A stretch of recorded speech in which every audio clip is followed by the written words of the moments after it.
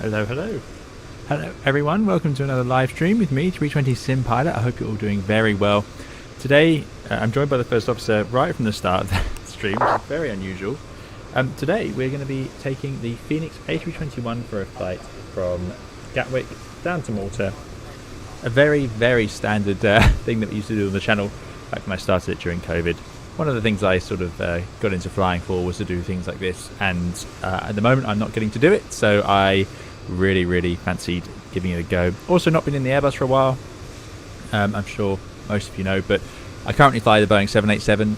Previously I spent most of my career flying the A320 family of aircraft, so I do miss it. It's been a while, and the Fenix simulations is just so super. It's irresistible, and it's been a while. We haven't flown it for months now, and which means I haven't flown it for months, so excited to take that into the air again. We're live on both YouTube and Twitch. You're welcome to join on either platform, whichever works for you. Jumping into the chat, hello to you all. Thank you so much for coming along. Iglufu, good to see you. Delta Tango, Joshilini asks about this American Airlines CRJ mid-air. Yeah, we'll talk about that a little bit in the once we're up in the cruise. But yeah, awful things have happened. There's no way around it. But yeah, we'll chat about some of the questions that you might have. I obviously don't have any answers to what happened in that case, but there's questions about things that happen at airports that I can answer, which might provide a little bit of background, I suppose. Organivator, good to see you. Thanks for coming along. Stumcode as well. Peter DR, great to see you here. Wild Womble, thanks for coming along to moderate. Wild Womble says, classic route, classic airline, classic plane. Yep, this is also my favourite livery, pretty much. We've had some fantastic ones, however, that definitely compete with this. But this is, in terms of real-world airlines, one of my all-time favourites. It's just so great. Just screams holiday to me. It's been so cold and dreary in the UK, so when I set up this flight, this is what I wanted to do, taking on a flight out into the sunshine. The irony being, as you can see, this is live weather. It is a beautifully sunny day today in the UK, but that doesn't matter. It's freezing cold, so yeah, we'll get a bit of an advantage. Oh, this is quite cool. That's the view, if I get it right. Yeah, from up in the air bridge. As you walk across Gatwick's bridge across between the terminals, you get a nice view down on the airplanes, which is just an unusual viewpoint to see airplanes from, looking down from above. So yeah, it's always quite fascinating. You get a sense of their scale, and you can get a real sense of how tiny the 321's wings are. Yeah, always strikes me that. But yeah, so that's the airplane of choice. That's the reason we're doing it. That's the route we're going to do, down to Malta. Route is in the chat if you'd like to join along. Yeah, so carrying on in chat. Thank you again, Wild Womble, for coming along and moderating. Mr. Jonathan, good to see you. Stephen Barker, RD, AC455, thanks for coming and moderating as well. Great to see you. I hope you're doing very well. Thanks for joining us. It has been a while indeed. A380 Pilot, hello to you. Thanks for joining us. Eduardo. And Trevor is from the Emerald Isle. Thanks for coming along, Trevor. Jacob, first time making a stream live. Looking forward to it. Thanks, Jacob. Thanks for coming along. AJ Kent says, if only livery still looks so fly. Yes, I agree. I love these. I love this era. The air tours, my travel, just some of the most bright 2D liveries you can imagine. But yeah, they are quite something. And again, apologies if I missed anyone in chat. Thank you all for coming along. Yeah, let's get going with the stream. I see a few of you are actually off to Malta in the real world on holiday, which is great news. Alpha KL, thanks for joining us over on Twitch. And Ethan Speedbird says, hey Dad. Well, you might have me slightly confused there, but thank you for coming along. Avius Kittius, good afternoon to you. Thanks for joining us. This is a freeware Gatwick scenery that I have, which is really fantastic. I think it's from flightsim.to. Yeah. Right. Airplane is cold and dark, but it won't take us long, hopefully, to set it up. The real trick today is going to be, can we remember how to do anything in an Airbus family of airplanes? I hope so. It's been a while. Lucas777, good to see you. The first officer is doing well. She's settled down now. She was complaining quite a lot there. Now, that's an awful amount of lag. I don't know what's happening here, so let me just check why that might be going on. We were doing so well until about a second ago. And the GPU has just ramped up to 100%, which it never does. So that's a bit confusing. Might settle down. Let's hope so. Right, let's jump into the flight deck, see if that's any better. It's not great, is it? But it's it's going to manage, I think, until we get going.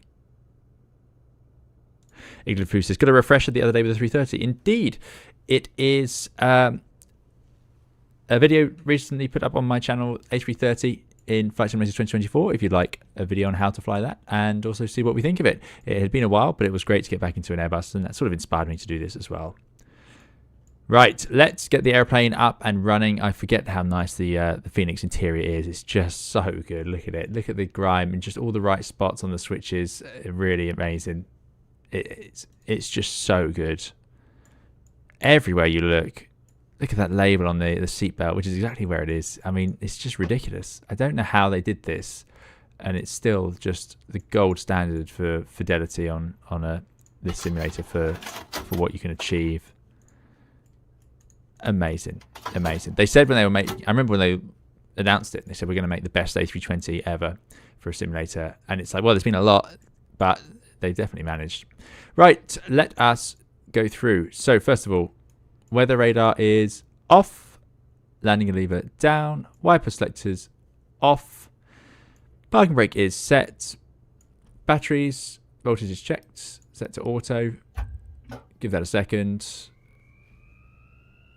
Love that. You can hear the gyro spinning up, and we'll go external power.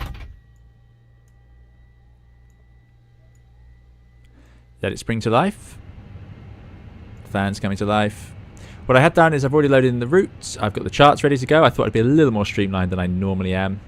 So we've already got that ready to go. I can't believe my graphics card is having to run at 90%. It never, ever, ever does that. Well, I don't think it does anyway. Usually I'm CPU limited. Very strange. Maybe this will improve as we get going. Yeah, so we have the charts ready to go. Again, questions and things to chat about in the real world we'll chat about once we're up in the cruise. We have a relatively long cruise today. It's quite a decent length. We're going to be cruising and chatting for 2 hours 39 minutes of the flight today. Pretty good going. There's the flight warning computer coming online with the triple click. Smoke detector faults. That is actually not too uncommon on a plane that's sat cold and damp for too long. They get a bit of humidity in them, so I'm hoping that will clear when we get the air on. Also, curious as to why the fadeec comes to life now. I think it does when you start up, and then it will shut itself off. Anyway, we are of course in a CFM 321. Yikes. Yikes, this is going to be a rough takeoff. I don't know why this happened. We were doing so well. It must be the stream that started.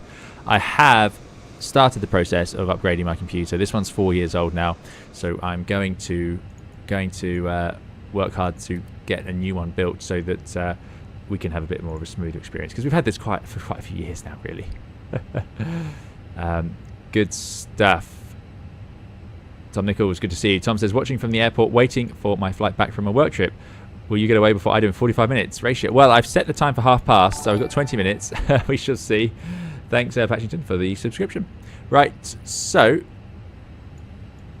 let me try and think through the flow. We've done the initial flow. Now we're going to go through the secondary sort of initial flow, which is parking brake set. Flaps are up, matches the ECAM. We've got engines, have enough oil. We've got hydraulics, are all in the green bands. And we have doors. We have enough oxygen, 1800 on oxygen, so that's looking good. What else would we do here? Check the OEBs, I think, is what we would do here. And yeah, we've got some maintenance messages. I think they'll clear once we get the airplane powered up properly. What I could do is go to the checklist. Does Fenix have a full checklist? We never used to use it because, of course, we used to know how to fly this airplane. Documents. That's not it. That is QRH will actually have it, but it's going to be a full PDF. And the user guide is going to be raised to actually everything else. Yeah, that's fine. No, we don't need it. We will survive with the normal checklists. So I think we're in a good place. And now we're going to go through our overhead flow. So wipers off, crew oxygen, passenger oxygen not. These are all in the right place. Oh yeah, and we'd have done the IRSs at that point. Nav. Do you miss the 320? I certainly do.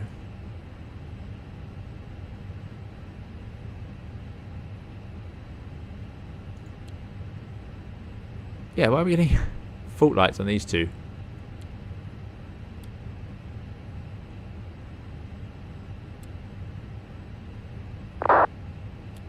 Try that again. There we go. Right, now they should be aligning. That on back will go out shortly. Iris align, looks good. Ground control, indeed. We need to turn that on. Thank you very much. That's for the flight voice recorder to make sure it's on while we prepare the airplane. Right, down here we'll have the no smoking to auto, emergency lights to arm, seatbelt signs can go on. Nav lights system 1, strobe lights to auto, everything else go off. Let's just turn on the integral lights a bit more.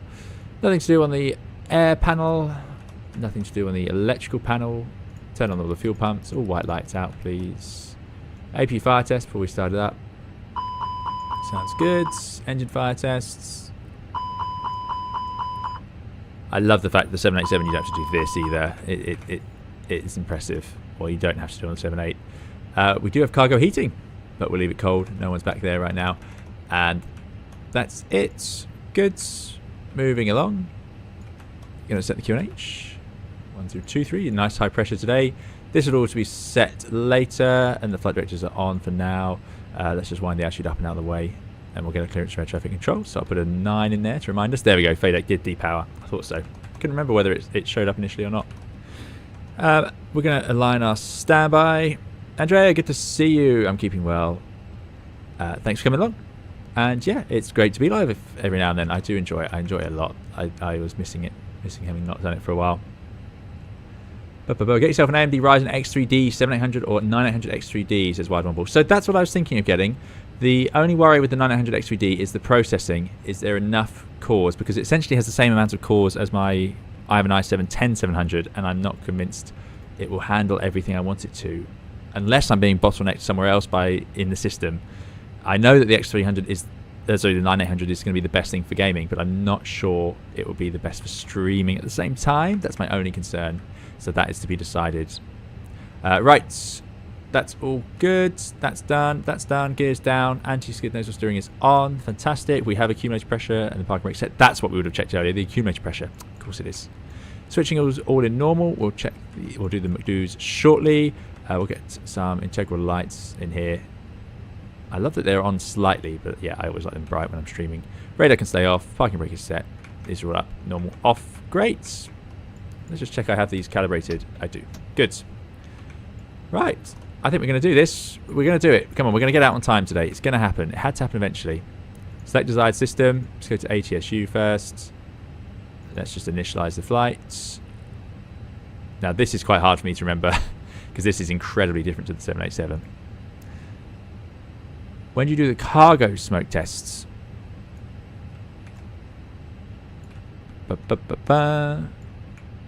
Yeah, you don't do it routinely on the 320.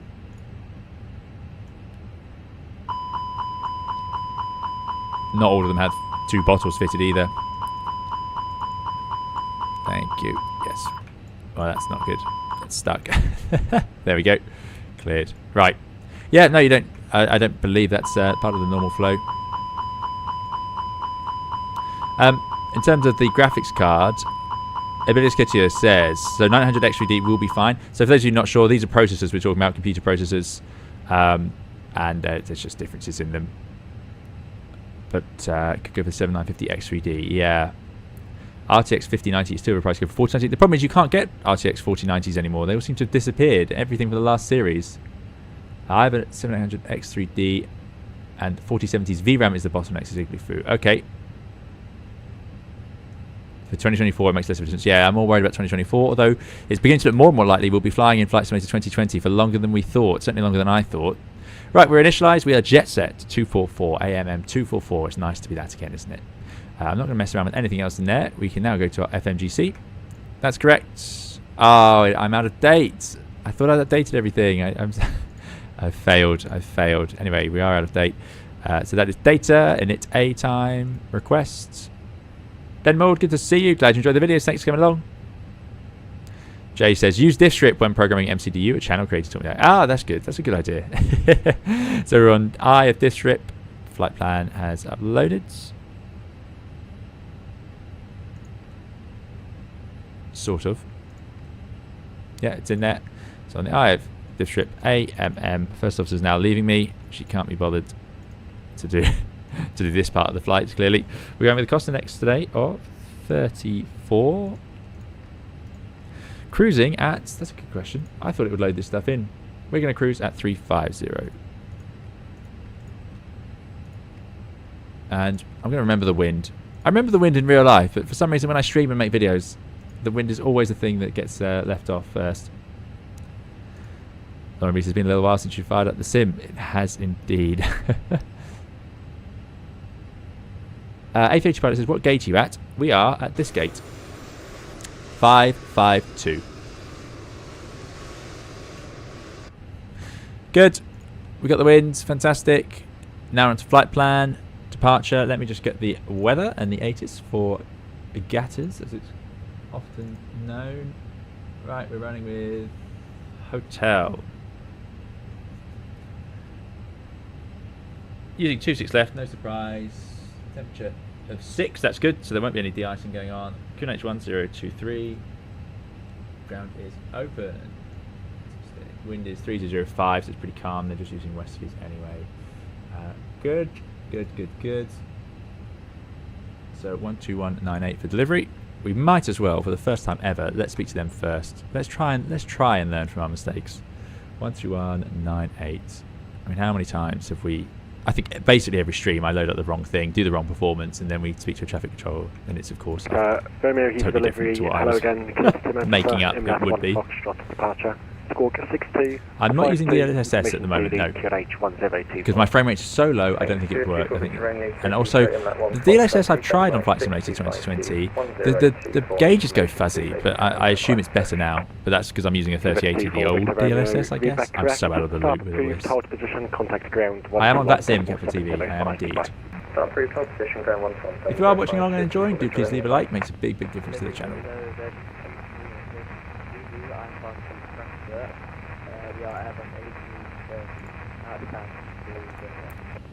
Virgin 23, Eva delivery, good evening, cleared to Frankfurt, debt link to Foxtrot departure, squawk 1071. With Frankfurt, then to Foxtrot, squawk 107. Oh yeah, that is Heathrow. EGKK-LMML delivery 119. So Gatwick doesn't have delivery open at the moment. They are on ground 121705. Good spot. I was thinking it seemed strange that they were crackling. EGKK ground 121805. Papa, Heathrow delivery, good evening, cleared to Krakow. There you go, Heathrow delivery. That makes sense. Thanks for that one. Saves embarrassing themselves there. Right, we are jet set 244. We are on stand. I did just say it, and I've already forgotten it. 552. That's why they have to write those there. Pilots will forget.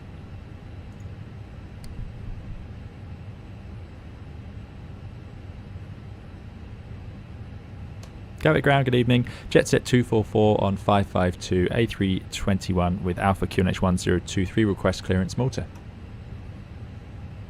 Jet set 244 Gatwick ground, good evening. You're cleared to Malta, Bogner 1 X-ray departure, squawk 5416. Cleared to Malta on a Bogner 1 X-ray departure, squawk 5416. Jet set 244. Jet set 244, read back, correct. Great. That is what we expected. Gatwick ground, Hotel, we cleared now. And I'm pretty pleased. Easy 36 Golf Hotel, there's because I had to specifically refile this. Lauren V should be proud. I, as ever, let SimBrief just make up the departure, and it put us on the Seaford departure, but that only happens overnight. And I spotted it and changed it in time, so because otherwise we get in trouble because you fired by the wrong waypoint. Because unusually in Gatwick, the departures actually go to different places altogether, so you have to refile the whole thing. But there we go. Let's just check through that route. Actually, before that, let's put the squawk in. Squawk at 5416. You don't want to mess this up, so it's worth doing it all at one point. 5416, system 1, and that is above and on standby. Good. Let's check that departure. That's over here. Thanks for the follow. Nameless Ghost. Lucas Medon. Thanks for joining us. Glad you think so. Thanks for coming along. Right, so this is our departure. Takeoff 257. We're going to go to KKW08, max 220 knots. Not sure if we'll be able to do it clean. We're pretty heavy today. And then a left turn below 5, at 5, at 6, at 6, at 6, 250 knots. Right, let's check that this matches up here. Plan, zoom in. We've got 9 minutes. Looking good. This is basically our brief, because of course we are talking to ourselves and not someone next to us. So, above 25, 220 knots. Above 25. 220 Griffin 9 Golf Delta, thanks, taxi, holding point Mike 1 via Victor and Mike. 220, around the corner above 4, 220, around the corner at 5 at 250, and then finally 6 at 250. So in the window, what are we cleared to? We're cleared to 6,000 feet, aren't we? So that's what I'm going to put in. Good. So that is the departure and the clearance and the routing. For taxi routing, we'll just have a quick look at it now to save us time later. We're parked here. Oh, Fenix tablet's so good, isn't it? Look at that. And I'm hoping to go under the bridge and down perhaps Papa and then out, and we'll go from 26 left over here. Great. We'll do that performance shortly. So that is diff flight plan. We could put in our arrival, I suppose, already. We're expecting to land on 55 Tango Gatwick ground. Good evening, taxi Juliet, hold short of Papa and expect stand 1. Let me have a look at this. Continue on Juliet, hold short Papa, expect stand 1, runner 55 Tango. AG36 Golf Hotel. If you haven't started pushing it, can I just get you to hold position for now? There's going to be an aircraft parking on the stand on your left. After he's parked, your push and start is then approved. All of this later. Let's just insert that for now. Doesn't actually matter. Right. Flight plan. Yeah, it's quite a long way, isn't it? 1,100 miles. And secondary copy. Diff's Radnav. So Radnav auto-tuned. AG36 Golf Hotel B Gatwick. time. Good. Does it know the weights? No. Fenix doesn't do that, which is realistic. I understand why they've done that. I'm going to just sync the load sheet into here. Get you to hold position for now. There's going to be a company parking on the stand to your left. We're going to have to request a load sheet. After he's parked, your push and start is then approved. This is where we're going to go wrong. Roger, we'll hold position until the company is parked on stand 104, sorry, 106, and then we will push down. We haven't had a load sheet at all, have we? EG78 Charlie X-ray, continue taxi stand 1065 kilo. Good evening. I want to 65 kilo, thanks, EG78 Charlie. Why not? What have I not done? Normally this just works very seamlessly. That's ready to go. Mass and balance. Planned, boarded, that's all correct. Strange. We've done flight in it. Yep, we did that. Resend load sheet on the weight balance page in the tablet. Why is that grayed out? What have I done wrong here? Have I not started this flight? I feel like we have. This is quite unusual. Griffin 9 Golf Delta, contact Gatwick Tower 124. 13.6 tons of fuel, which is what we've got. Yeah. Strange. Strange. Well, I'm going to allow the chat to solve that for me while I start up the APU, as passengers are on, and I'll soon be warming up. 2, 3. Ryanair 55 Tango, continue taxi stand 1 via Juliet. Good evening. Send MCDU, yeah. Continue stand 1 via Juliet, Ryanair 55 Tango. But that would just send in our weights, I suppose. Yes. Oh, Ground, well, that's fine. Anyway, there are the weights. 2.2 tons extra. That's probably because the alternate. It's got 2.8 alternate fuel. I don't know. That's a lot of extra fuel. But 68.8, 13.6 tons, trip of 7.2. That all sounds sensible enough. APU's on the way. Now, my understanding is, from what I've heard from the Airbus fleets, that more and more airlines are waiting longer for the APU bleed before just turning it on to let it sort of adjust. So let's see if we can remember to do that. Anyway, we don't need the load sheet to be sent through because that is a system that not all airlines use. So that is in it B, and finally we're on to Perth, aren't we? But weirdly, we just don't have a load sheet on Perth, so let me just copy these numbers down. Yeah, I should have sent a message saying back you need to call on voice. Gross weight of 82.5. Accept that reroute. CG of 25.3. Roger. Yeah, there you go. Rerouting is being done. That would have been us. 26 left. It's definitely dry. Optimum. No toga. Yeah, no load sheet working. So it's company message now. Maybe it sends when you're fully loaded. Yeah, but I thought it was fully loaded. There it is. So it has arrived.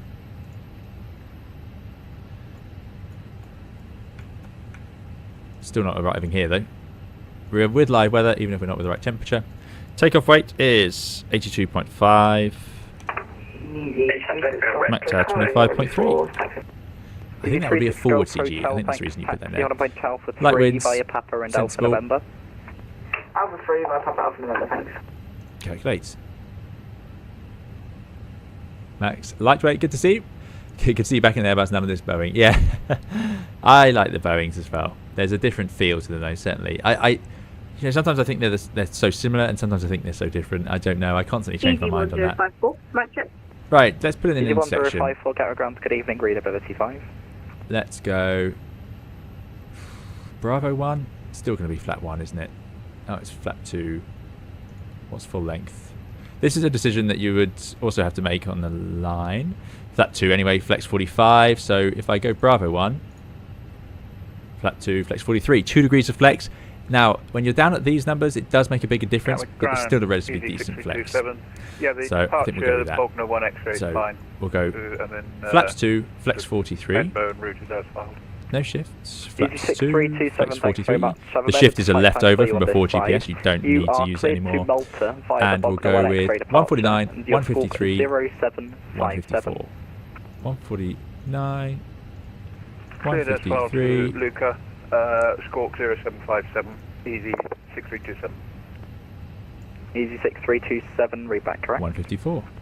Easy 36 Golf Hotel, contact Gatwick Tower 124, Good. decimal 230. That is performance done. Thrust reduction acceleration, so we're going to thrust reduce at 1700, but we're going to accelerate at 1200. That's quite an unusual way around of doing it, but that's what it's done, so we'll take that. And you can even send it to MCDU, there you go. The difference is similar enough that I can do similar things with the differences, yes. There. Thanks, Tom Code. Yeah, so we got the load sheet to arrive at least. But yeah, there we go. Good. Right, let's turn on the AP bleed. This clears out the next section, and then we'll put the packs on the last. We are on the APU, so ground power can go. Delta 5957, continue taxi, holding point out. We've got our load sheet. We'll imagine we've got all of our paperwork, so we'll go back to the Phoenix app. Right, continue grounds. Alpha 3 via Don't need GPU. November. Goodbye, Jetty. Hello, Tug. Close cargo. Get rid of the stairs. Things are coming together.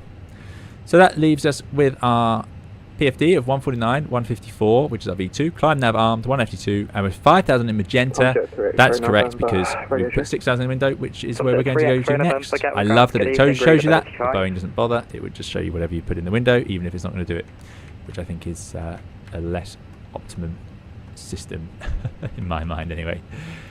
Good. We've accepted that. We can leave that on ACARS in case we need it later. Should we turn off this tablet? It's going to make a difference. Subject 3 X-ray November, thanks, you're cleared to Verona via the Minfo 1 Mike departure. Squawk 3512. Right.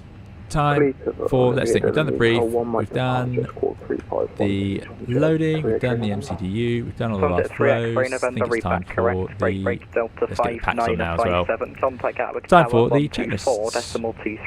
Enjoy your flight.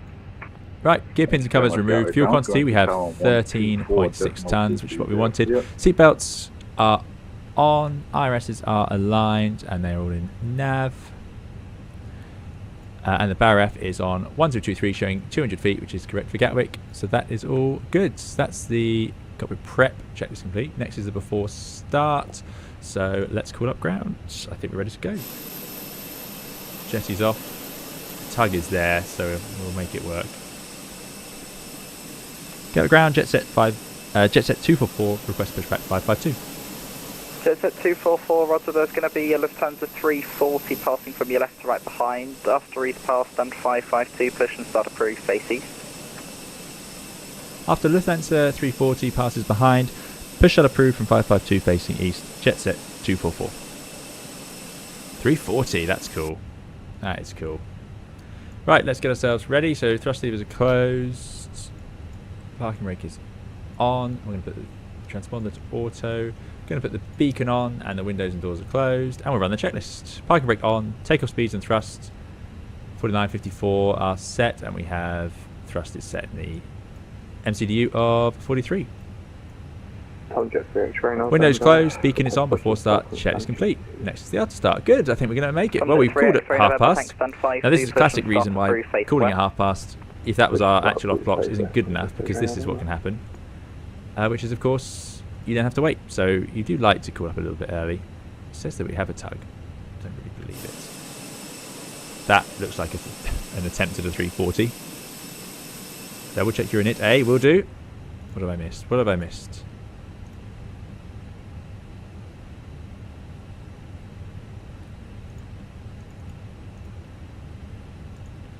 Got the wrong call sign. Thank you for that. AMM 244. Good. Good spot. I mean, that is impressive spot. Thanks. Ground temperature 6 out there, isn't it?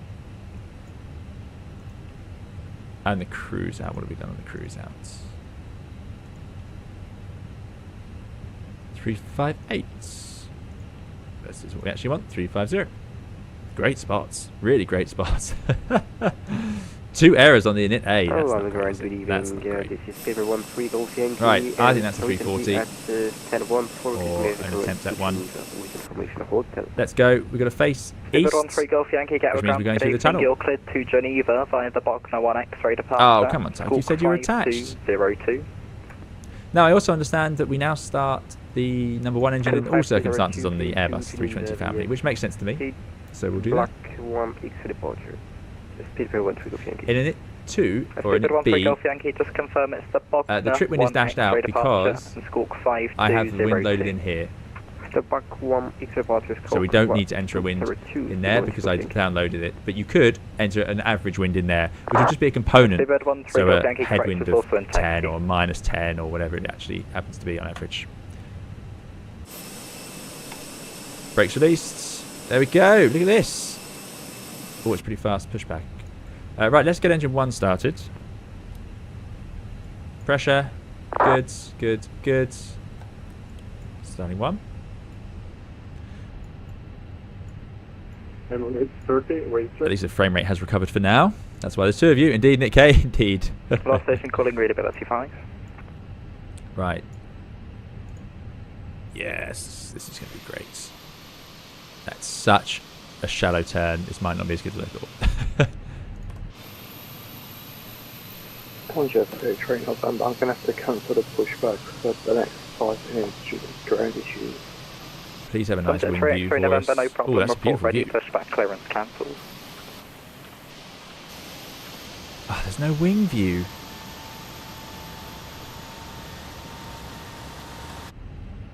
And stop. We're going to go through. Straight line and stop. They do try and do that so the nose wheel needs to be centered when they let go. Otherwise it would just repressurize into a straight line. Set the parking brake. Disconnect tug. Engines avail. Starting. Yeah, I think we'll start both engines. I don't feel brave enough to try and do single engine taxi out at the moment with my Airbus knowledge as it is, which is slowly fading, certainly.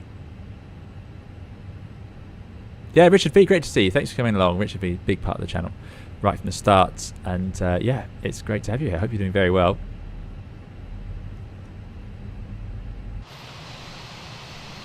Oh, tugs all over the place. Don't want another tug. A recurring problem of Flight Simulator, these tugs. Look at that livery. Isn't it the best? I can't wait for the Bluebird 757 so we can take a 757 out.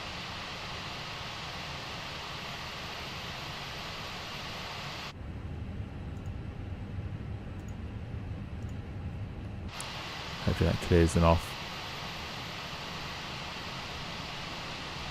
Go on, tugs. We don't need you now.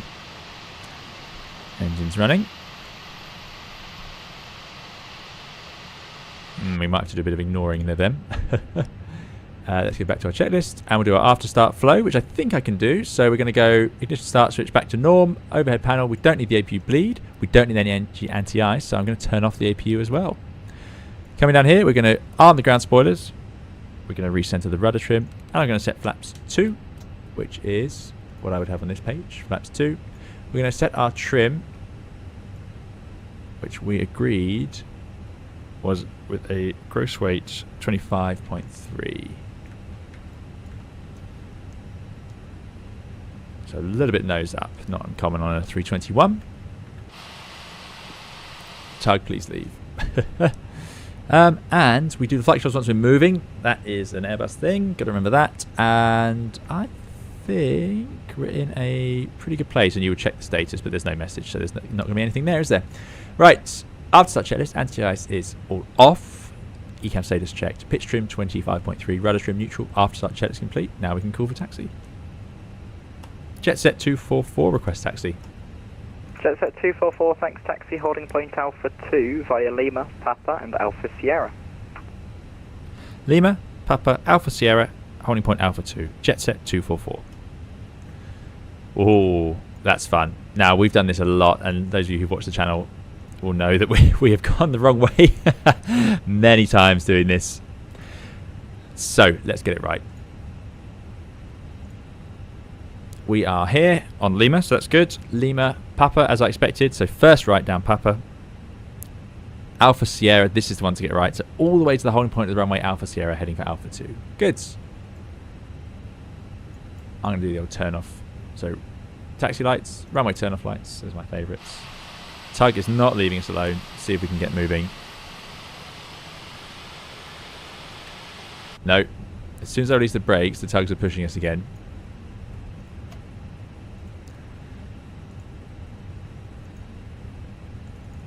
Let's see if I can convince it to go away.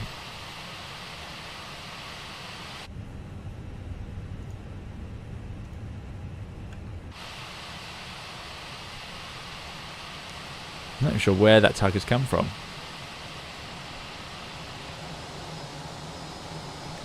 And I'm guessing if I release the brakes, yeah, it's just trying to push us back continuously.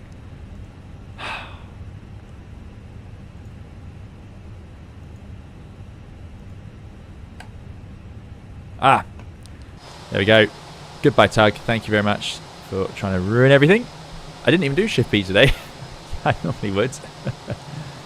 Good evening, KLM6, Mike Echo. If you are watching and enjoying, do please leave a like or follow us on Twitch. It makes a big difference to the channel. Really appreciate it. Correction, KLM6, Mike Echo. Ah, yes, great spot. Those Australian discounts was still showing. Another great spot, yeah. Indeed. Love it. Let's get ball, frame 1 Mike. There we go. 247 in the box. Brakes released. KLM6, Mike Echo. Let's get moving. KLM6, Mike Echo, read back, correct? Shouldn't need too much thrust, but we're at a pretty good weight today. 82.4 tonnes. That's pretty heavy. Not the heaviest. You can get these up to 90 tonnes.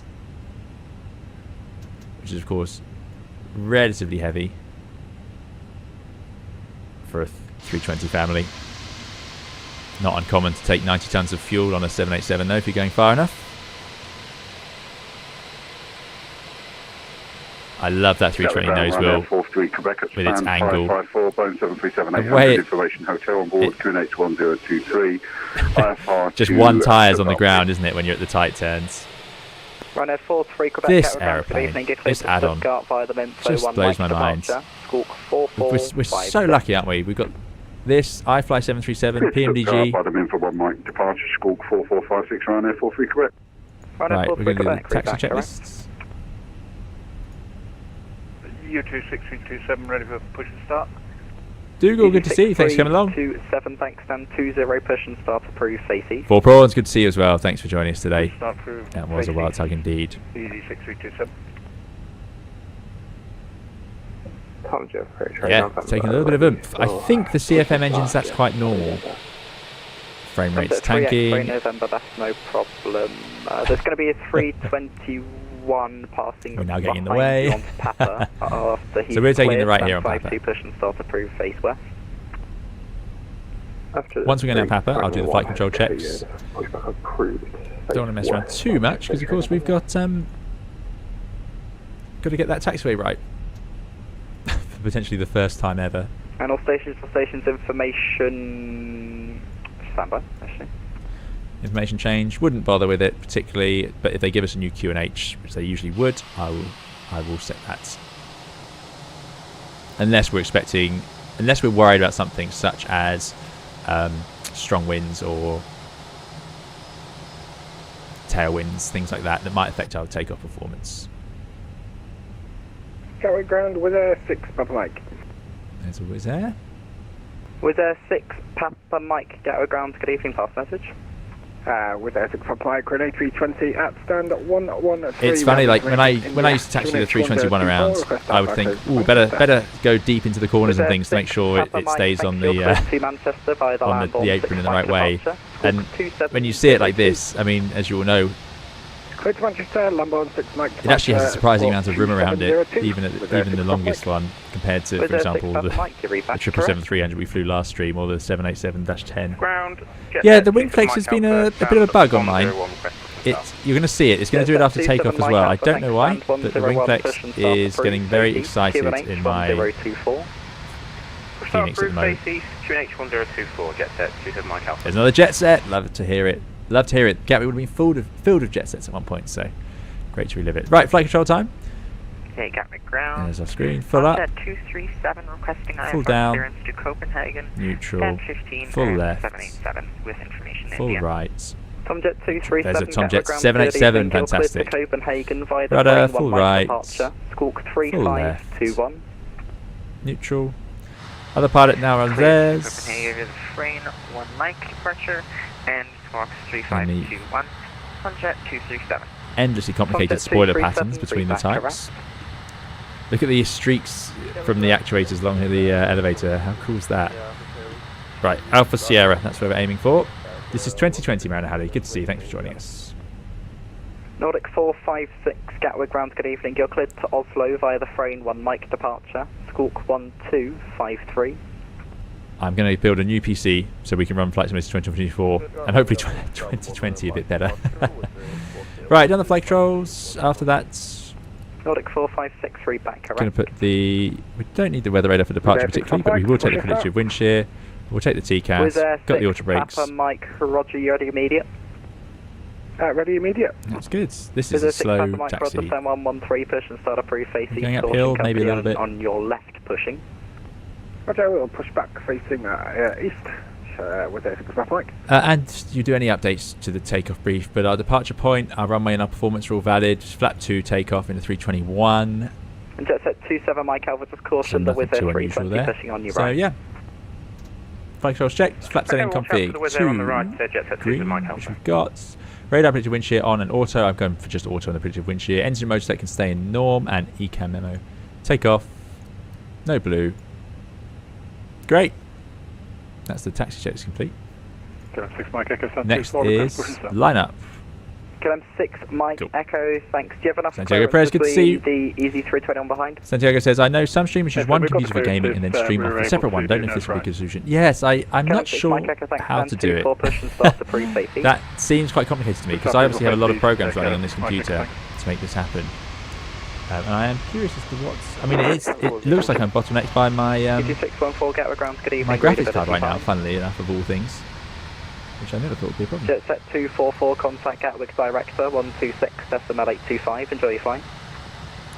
126825, jet set 244. Thanks very much, mate. Kelpie, thanks so much for the $10 tip. Really, really appreciate it. Great to see you again. Thanks for coming along. Kelpie has supported the channel many times. Just checking here, this should be Alpha Sierra, which it is indeed. Kelpie says, glad I could catch the stream. Hope your evening is going well. My evening is going very well. Thank you so much for coming along. Thank you for supporting the channel. And great to see you here again. It's fantastic everyone here. This is, yeah. This is why I like streaming. It's great fun. Great fun to have everyone to chat with. Right, we'll do the turn and then I'll check in. Or I'm going to just drive onto the runway, and that is a very quick way to make yourself very unpopular. Taxi Mike, hold Mike 1. Easy 6327. Are we going to get in trouble with Gatwick? Are they going to tell me off because I haven't checked in immediately? Seabird 13 Golf Yankee. So you look at that. So even if you put the line right underneath you, the main gear does cut the corner a bit, but it's not too severe. You just can't do that in a 7.8, especially a -10. At least our wings are going to fit in. I'm pretty sure at Gatwick they put long haul aircraft here. That would mean that the wings would come out over the line. Maybe they're not quite in the right place. Easy 614 Gatwick ground, good evening. Right, 126825, here we go. Level flight level 380 or 360. We'll go 380, sorry, Easy 614, thanks. But thank you again, Kelpie, for that tip, really appreciate it. On 6 Mike departure, squawk 5664, new flight level 380.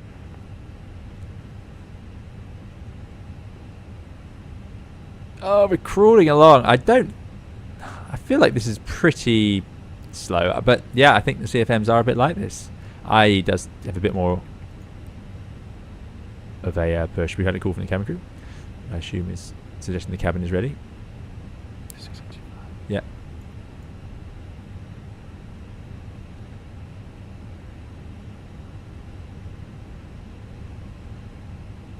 Tom Nichols says, looks like you beat me anyway. Me being away, I'll catch the rest when we land. Yes, we made it out. That was one of our slicker departures, so it's still 45 minutes. Right, is this the right frequency?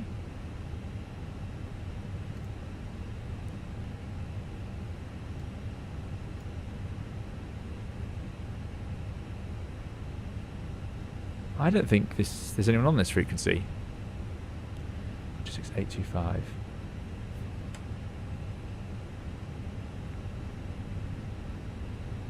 Once we're on 805, which was the frequency we were on. Gatwick direct, easy 6327 holding Mike 1. Easy 6327, hello from Mike 1, clear takeoff, surface wind 290 degrees, less than 5 knots. There is, and Easy's beating us away. Clear takeoff. Mike 1 for easy 6327. Well, that answers that. We've got a second then as they're going to line up and take off. We're going to stop here at Alpha 2. Done the lights, done the flight controls. I think we're ready to go. Brake set. Next is a lineup checklist. Good stuff. Right. Gary Director, jet set 244, Alpha 2 ready for departure. Engines are certainly warm. That is the best call sign ever, and ideally missed them. Via Alpha 1 behind the departing EC321, line up behind. Via Alpha 1 behind the departing A321, line up behind. Jet set 244, and yes, we missed them too. Right, behind them, lining up. Brakes released. Is that A320 sim pilot? It is indeed. I'm a very big fan. Oh, thanks very much. Glad to hear it. Thanks for helping us out tonight. Right, lights are on. No, my pleasure. Strobes are on. That's great. Love it. We're clear to line up behind them, so they have now gone. Lineup checklist is takeoff runway, 26 left, TCAS is on TRA, packs 1 and 2 we're leaving on. Good, let's go. Oh, my frames. Oh. I think it's the graphics card, which is a real shame. 84 Papa, Gatwick Director, hello, 265 with no delay, leave Holly heading 045. Leave heading 045. Okay, 321 takeoff. It's been a while. Half side stick, 50% N1. Release the toe brakes. Off we go.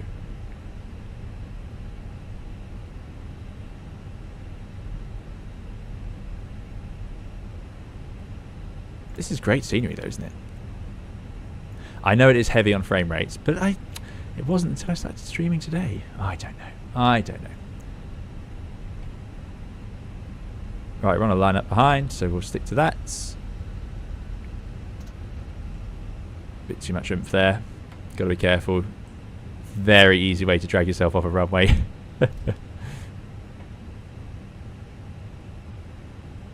Right.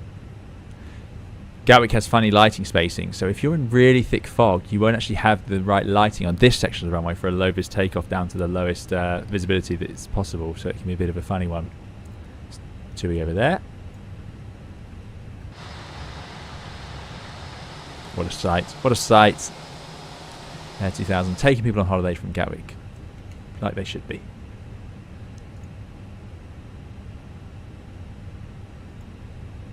Next up will be the approach check. 244, 265 clear takeoff, surface wind 290 degrees, less than 5 knots. Dead takeoff, 26 left, jet set 244. Good news. Light headwinds, half side stick forward. Let's go to Malta. 50 minutes to setting takeoff thrust. Not too bad. Brakes released.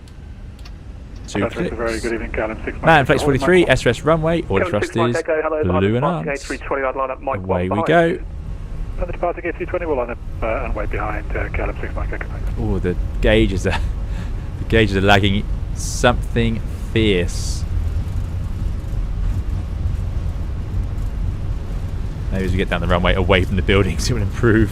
100 knots, stick to neutral.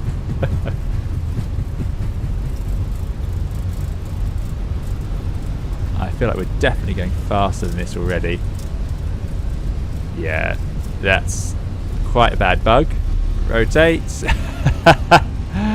And positive rate. Gear up. Well, that was appalling, wasn't it? You could see that we were definitely going faster than the speed it was claiming. So that would be a good reason to think unreliable speed, but there we go. Rotation was alright though, so we don't think we're going too fast, just a little bit fast there. Through acceleration. Thrust back one click. Thrust climb all the thrusts.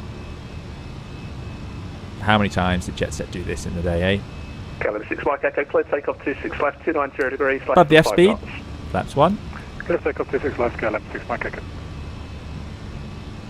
Jet Set 244, contact London 129430. Bye-bye. 129430. Jet Set 244. Thanks so much. Have a good evening. Yep. Love it. What a nice controller. Right. We're above the S. It's going to auto retract. Let's put the autopilot in because we've got about 3 things to do right now. But you'll see that I'm not going to raise the flaps because I think the clean speed is actually going to be higher than that. And the first officer's helpfully joining in. Yeah, so I'm going to leave it as it is. But it has auto retracted the flaps, which is good news. In the line at altitude. Next up is the level at 5,000 feet, which is fine. We're in managed climb, so let's go 129. Behind the departing Tomjet 73, line up and line up behind Jet Set 27 Mike Alpha. This could be slow. You might be able to hear the first officer complaining there. 5,000 QNH is 1024. 129. 43. Yeah, I don't know if you saw, but on takeoff, all the gauges were just freezing at the wrong speeds there. And it was accelerating much slower. Unicom 122.8, goodbye. Alright, Pokemon X-ray. Condor 225 mountain, 3,000 feet. Condor 225, climb now, flight level 250. Around the 10. No heading bug. I'm trying to reach for the heading bug. It's great that I don't have to. 350. Condor 225 negative, climb flight level 250. Condor 225, flight level, climb 250. Is out constraint. KLM We can climb to 6,000 feet because this is the SID we were cleared for. Also, by the way, AJKN, I'm going to run rules again. Thank you so much. AJKN has kindly super chatted £3.21. 321, I see what you did there. Great to see the bus back on stream. AJKN, thank you so much. Really, really appreciate it. Thanks for joining us today. Thanks for supporting the channel. 200. Very, very kind. Thank you so much. And yeah, it's great to be back in the Airbus. Lima for Luton, when ready, descend flight That heading bug alone, that's so nice, isn't it? By the way, it's mid-morning here, so we'll have daylight for the flight. Fair enough, correct. Okay, we've now passed the 220, so we're going up to 250 flaps. 0. Now that is an annoying feature. Yeah, that's a Airbus feature, that it will accelerate into the flap limit speed. The Boeing won't. It's a great feature of the Boeing. So in that exact scenario, it would have just stopped before going through the flap speed, and then when you raise the flaps, it will raise the target. I don't know why the Airbus does that. It seems like an easy fix to get rid of that, but that's what it does. It said overspeed, by the way, even though the red bar was gone. And there's a reason for that. I'll explain that shortly. I need to check in because I don't think they'll be happy with us otherwise. Left control, very good evening, KLM 6 Mike Echo, frame on Mike departure, holding 4,000 feet. KLM 6 Mike Echo, London, hello, climb now, flight level 130. Flight level 130, KLM 6 Mike Echo, thanks. Standard Avian 229, climb now, flight level 190. Busy frequency. I saw as well on Twitch London Controllers online. Is this London Controllers? 46 Echo Zulu, climb flight level 350. Ah, Lauren B says Phoenix PFD has been lagging on departure for frame heavy airports. Yeah, interesting. Because the same for setting thrust. I missed it again. Control. Good evening. This is why you don't have you have a sterile flight deck in real life, because it's so the workload builds up so quickly if you allow chat to seep in. 122.8 and 205. Thank you. 132 Whiskey Foxtrot 102 Unicom 122.8. Goodbye. 122.8 easy 32 Whiskey Fox. Welling 245. So I see I've lost the YouTube chat, so apologies for that. Welling 245, pass message. Yes, Welling 245, we are at Logan, requesting descent to Hydros. Railing, Thanks, Richard V. I'll take a 245. look at that video later. Please, I'll be closing shortly. Sounds like this controller's leaving soon. London, jet set 244, Bognor 1 X-ray, 6,000 feet. Jet set 244 London, hello there. Climb now, flight level 350. Climb now, flight level 350, jet set 244.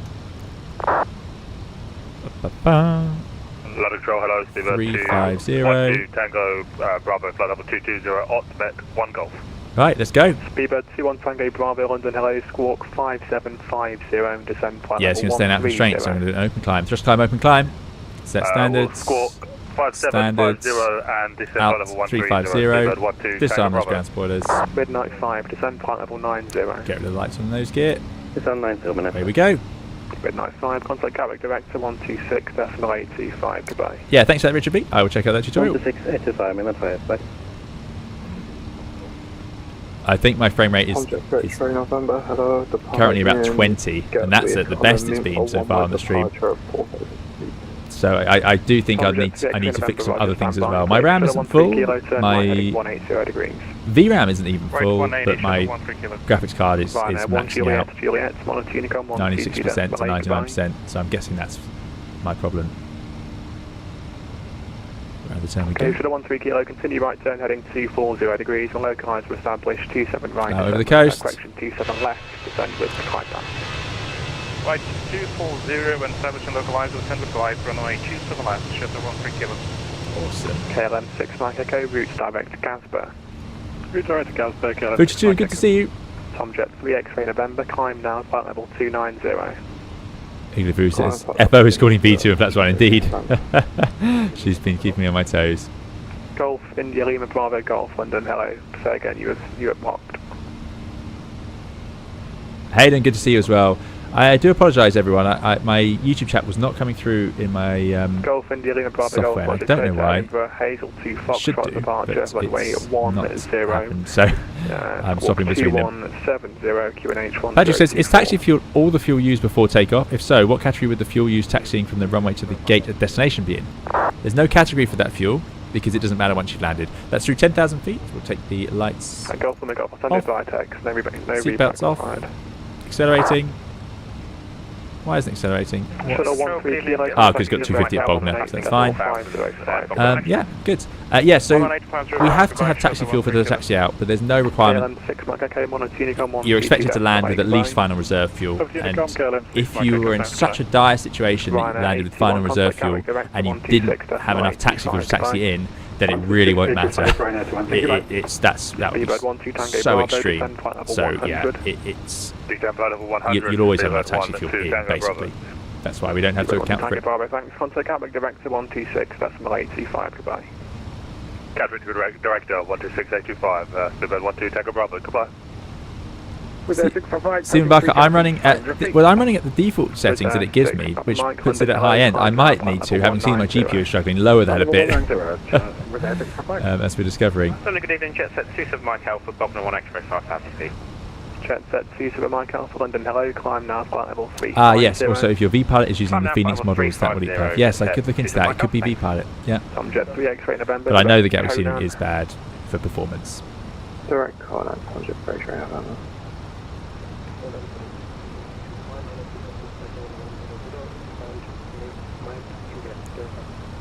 Easy 81, I'll be closing shortly, Monarch Unicom 122. Iglevu says, said that with the confidence of a person that has had to call tug to rescue situation.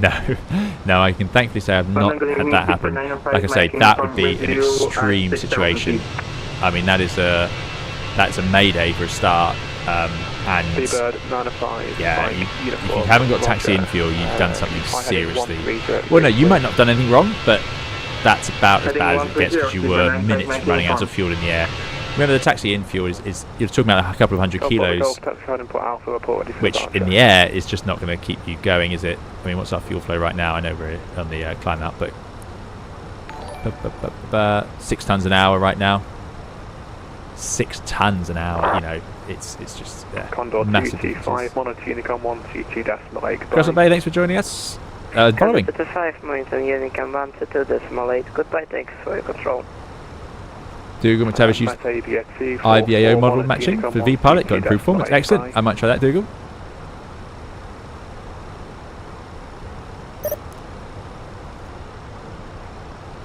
Speedbird 46 Echo Zulu 102 Unicorn And 1, Lauren B 22 says decimal all eight, displays were bye. lag. Yes, indeed. So on takeoff there, we had a 122 huge decimal lag eight, on the Speedbird speed 46 tape Echo on the Zulu, thank you, 321 here. Speedbird 905 Big Mike lag on uniform, the climb engine now, display as well. 90. But now it's nice and smooth. Look at that. So yeah, something was just eating performance there. And let me just go and see. GPU's still maxing out, so I don't know. Our VRAM's definitely gone down. That might have helped. Unicorn 122 decimal eight, thank you, X-ray November. Airport 135. But yeah, I might need to go and check my drivers again and so on. There we go, look at that. That's nice and smooth. What are we running it now? 30 frames, finally. Yeah, I think that scenery and Unicorn 122, these airplanes add up. With 6 Papa Mike. Love the steering. Look at the spars. Amazing. Each panel as well.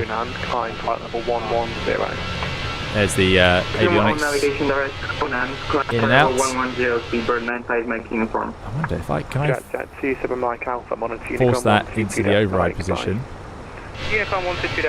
Yes, and it opens. Look at that. I knew the Phoenix wouldn't let us down. So that's now venting I called you again. overboard. So you'd do that if there was potentially smoke in the avionics compartment. Yeah, that's cool. Hence that little door opens.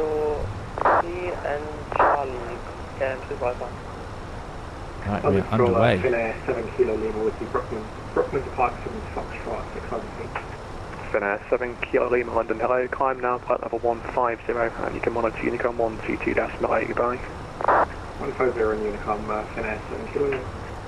With 6 Papa Mike, monitor Unicom 122 decimal 8, goodbye. Advisory 122 decimal 8 with 6 Papa Mike, cheers. Speedbird 905 Mike uniform, confirm direct to Conan please, and climb flight level. Oh yeah, we did get a message, thanks. Monitor Unicom 1228. I must have missed it from air traffic. 1228 it is. Yeah, I will disconnect because my flight plan on my FMC decided to completely mess up, so bye bye. Airport 1356, monitor Unicom 122. That's us, Unicom. Let's put the terrain on. Ah, that's nice. That's nice. Oh.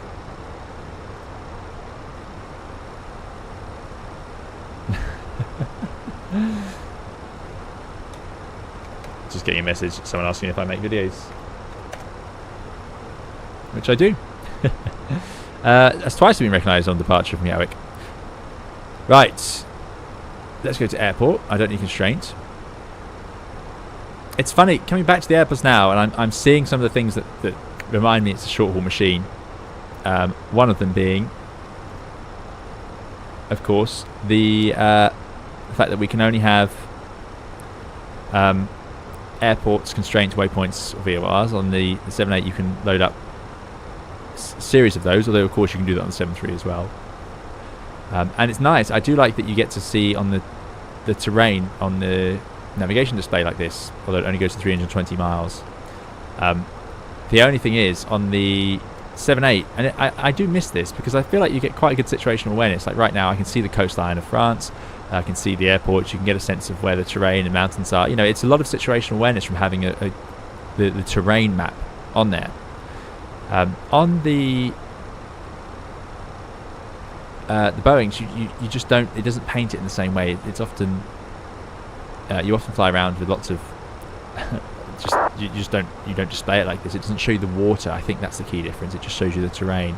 So yeah, it's not quite as pretty of a picture. But also, when you're flying over the ocean for when you're 3 hours from an airport, there isn't going to be anything on there. And I suppose in a way, just having blue everywhere would be quite an upsetting view anyway. I mean, this is a picture I don't see very often these days, just on departure, and then you spend most of the flight with these airports a lot further apart. I mean, we've got so many nice airports here we could land at, all within 120 miles. Beautiful, beautiful. What a nice feeling. I've been on flights recently where we are basically 1,200 nautical miles from an airport. For context, to show you how far from an airport that is, we are currently We are 1,047 miles. So we are closer to Malta right now than I was to any airport at all. I mean, and this is a long flight. And in the meantime, we're going to cross hundreds of airports that we could land at. It's quite something. It's such a different sensation. It's a totally different set of challenges. Organ Aviator, the TOLUS and the Fenix both have excellent systems depth. I really couldn't say one or the other has better systems depth. And they both fly very nicely. The TOLUS is a super aeroplane. Whether it's graphically, obviously the Fenix takes the win there. In terms of systems depth, they're both excellent. And there's some great features that you can do in the TOLUS because it's an X-plane, such as the system save, you know, and rewind a bit and things like that, which I really like. Lucas would like to see Hurghada. We could go to Hurghada, I suppose. It's a long flight, though. We'd probably start in Europe somewhere. Have to pick a different airline. Which would mean I'd have to fly in an airplane not from the 90s, early 2000s Charter UK, which would be incredibly difficult for me to choose.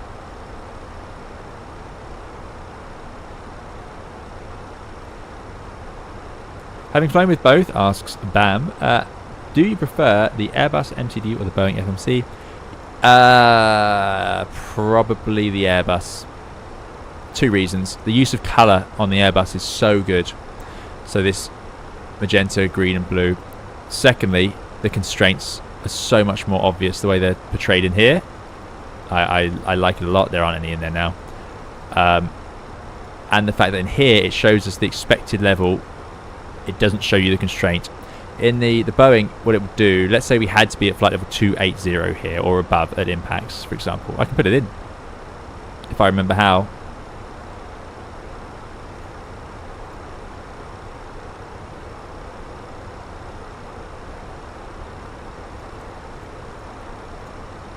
Flight level 280, insert. And then it goes white, shows us a little asterisk because it thinks we're going to be 280 as we get there. If I put in 270, it should still show us the expected level. I think I'm remembering this right.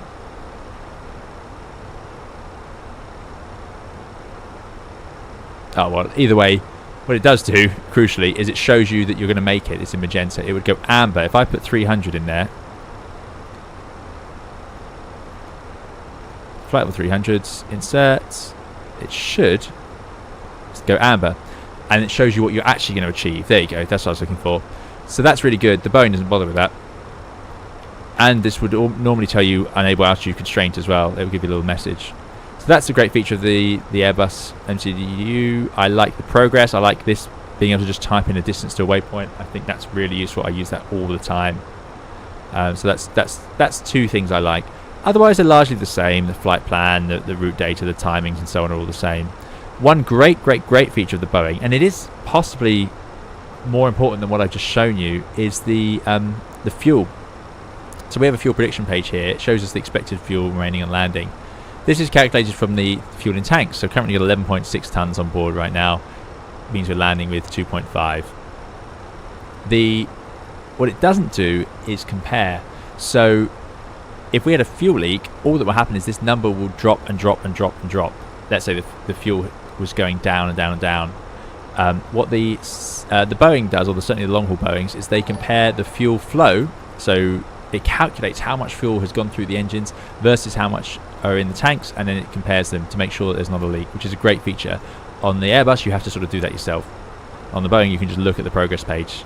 Page 2 it is, it's on there. So yeah, there are some differences, but I do like the colour on the Airbus one. I think it works well. Do you think a supersonic airliner will make a comeback soon? No, not soon. I really don't think it's so. Thanks for those follows and subscriptions. For those of you joining us, my Streamlabs multi-chat has totally given up, so I can only apologise. I'm doing my best to read both. Lauren Reed says, I just did the United Island hopper. Would have loved islands depicted on the 737 terrain map like Airbus. Not much out there. No, there's not.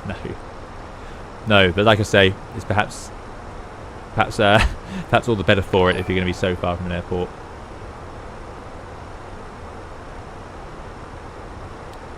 Nick K, thank you so much for the £10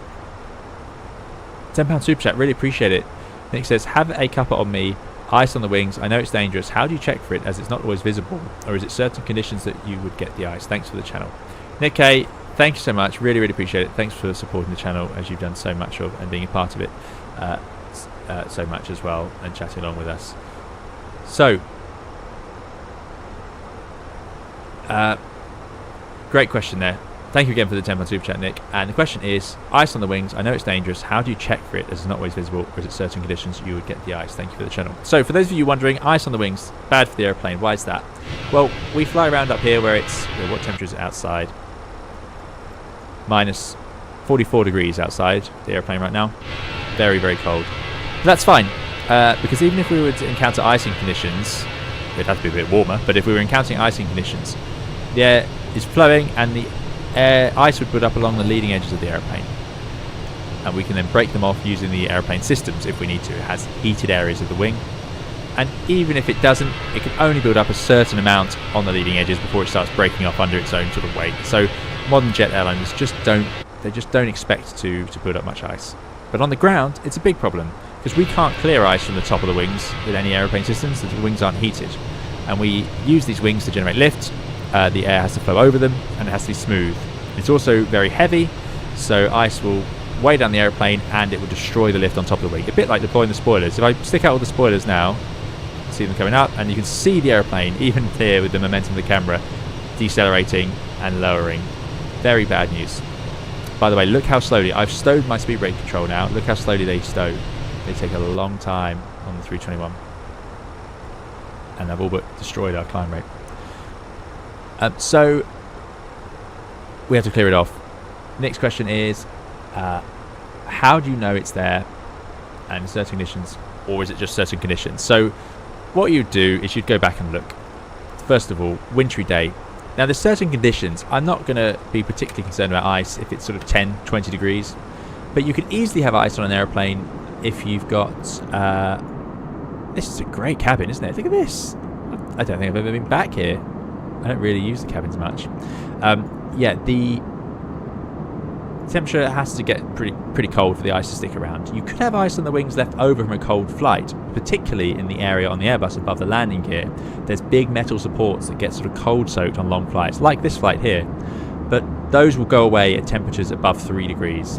If you've got a temperature of 3 degrees Celsius or more, let's say 4 degrees and above, it's very rare to need to de-ice unless there's some strange thing going on. But you do need to think about it. But what you would do is you'd come to this window just like this and you'd look out, and you would look along the wing and see, is there anything that looks like ice? You'd also shine your torch, because remember, it's more often than not that it's in the dark that you would have the ice issues. So you shine your torch along. Now I can tell you the things that you'll see. Hopefully you'll see nothing, but in this area here, if it's wintry conditions, so let's say it's 2 degrees and it's high humidity, or you've flown through clouds on the arrival and you did a long flight, then you'll see a frosty T here. So it's sort of this strut here and this bit here get frosty, and that's not allowed. That's a clean wing, you know, unless some airlines I think might certify it. But yeah. Second thing would be the area of the fuel tanks. Pretty unusual on the 320 short haul family. And finally, you could just see frost all over the wing if it is frosty conditions, like it's been parked overnight, or it is just that cold out. Active frost conditions are when you've got high humidity, low temperatures, so you could just have frost forming. Secondly, of course, snowing. If it's actually actively snowing or precipitating on the wings with something that will settle on it and could freeze, such as snow. Because obviously if it's snowing, it suggests the temperature's below zero or very close to it, so that could settle on the wings. One thing that happens quite often, and the reason that I've de-iced more than any other, would be frost on the spoilers. Spoilers obviously have big gaps underneath, and as the airplane gets left out overnight, the air, something to do with the way that the air and so on matches up, I don't know, the fuel tanks seem to insulate the top of the wing slightly or keep it slightly warmer, whereas these bits seem to get colder and you can get frost on the spoilers. So you'll shine your torch out the window, and what you'd see is sparkles, typically sparkles shining back at you. And that's the giveaway, right? If it's minus 5 degrees outside and you see anything on the wings at all, then it's not going to be condensation, it's going to be moisture. It gets tricky at 2 and 3 degrees because, of course, is it condensation or is it ice? In that case, you're not sure, you've got to get someone to check. You do a tactile check, and what you'll do is you'll get someone to actually put their hand on the wing. And this was introduced after an airplane took off. They de-iced twice, I think, but there was no such thing as a tactile check at the time. They de-iced twice, took off, and there was still ice on the wing.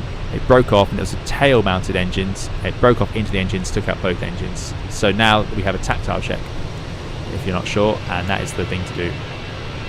I've also seen some bizarre circumstances where what looks like rain droplets on the wing are actually frozen solid.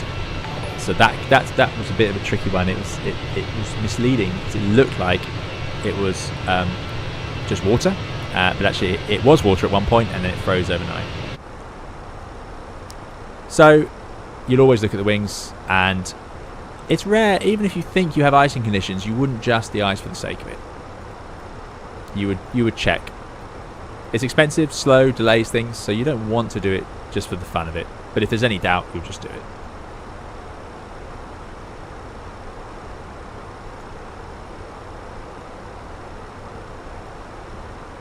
Good. I hope that answers your question. Long answer, but we only do long answers on this channel. I have not spoken about the crash in the US GM Tonic. Not yet, no. Right. Bam says, great insight talking about the MCDUs here. Many thanks. I personally found the Boeing FMC a bit more intuitive, but maybe that's because I learned flight sims on a Boeing. Yeah, there are lots of great things about the Boeing FMC. One of the best things about the Boeing is that when you set it up in the first place, instead of having to remember diff strip, it just takes you through it, doesn't it? The init page, the perf init, the takeoff page. It's good. I like that system. The setup is good. You just miss the things that you liked and you forget about the things you didn't. That's the other thing I do. 11 o'clock M, thanks so much for the £4.99 super chat. Really appreciate it. Let me just put a little heart. Thank you very much. And 11 o'clock M says, hey 320, I've been watching A320 cockpit videos on YouTube and noticed that a lot of pilots don't use managed descent. Can you elaborate why this might be? Great, fantastic question. Managed descent is fantastic, and it sounds like 11 o'clock M, you obviously know why. Managed descent is when you push in the altitude knob, and instead of being in open climb, you're in climb. It would obviously be in descent, and then it will obey all of the descent restrictions and descend the airplane down along the pre-calculated path, which it should have calculated to make it. And if it doesn't think it will make it, if it thinks it could get too high or too low, it will write that here. So it works great, but it mostly works great if there's no other aeroplanes around. If there's any other aeroplanes around and air traffic's going to give you a restriction, like they might change the altitude restriction on the arrival, they might ask you to level off high for a bit, and then you have to descend down on it, a bit later. They might ask you to speed up and slow down. If you have to do any of those things, managed obviously doesn't work quite as well because it's calculated on an original plan. So you've got to be pretty close to that plan for it to work. If you're left ridiculously high by air traffic control, then it's not you're going to struggle to get the height off. So it'll be quicker to go into open descent, speed brakes, get the speed up. So if you see pilots and YouTube videos going into busier airports or anywhere where there's sort of radar control, let's say they're being vectored around onto the ILS, places such as Heathrow, Gatwick, where you'll take radar vectors, the airplane doesn't have a plan then either. It works best if there's a green string all the way to the runway. So going into small airports, Malta could be one of them, where you expect to fly the full arrival and star, and you could just you're not expecting to be taken off it or do anything different, then it's great. But otherwise, busier airports, not so much. So that's basically it. They're probably flying into places with different requirements, such as air traffic control, giving them other instructions at the same time. But yeah, thanks so much for the super chat. Miku says, would you more commonly de-ice on stand or taxi to a de-icing area? It's 50-50. Yeah, 50-50. 191 of you watching, thank you so much. If you are enjoying, do please leave a like. It makes a big difference to the channel.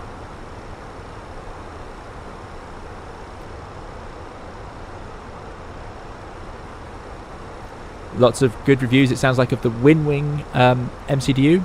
I might try and get one. Crash Ed says, and good to see you, Crash Ed, thanks for coming along. Crash Ed says, been flying with the Winwing MCDU this week. It's fantastic and really speeds up the pre-flight. That would be great. I suppose I could use the hardware one while showing you this screen. I always say that I have to do things on screen, really. This is a visual channel. And I think the camera, I could have a camera on the hardware, but I think it'd be harder to see, frankly. But yeah, something to think about.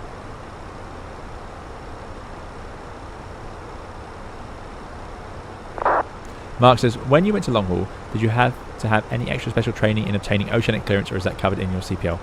It's not covered in your CPL particularly, but it doesn't take long. It's not much training as such. Oh, there is a little bit of training.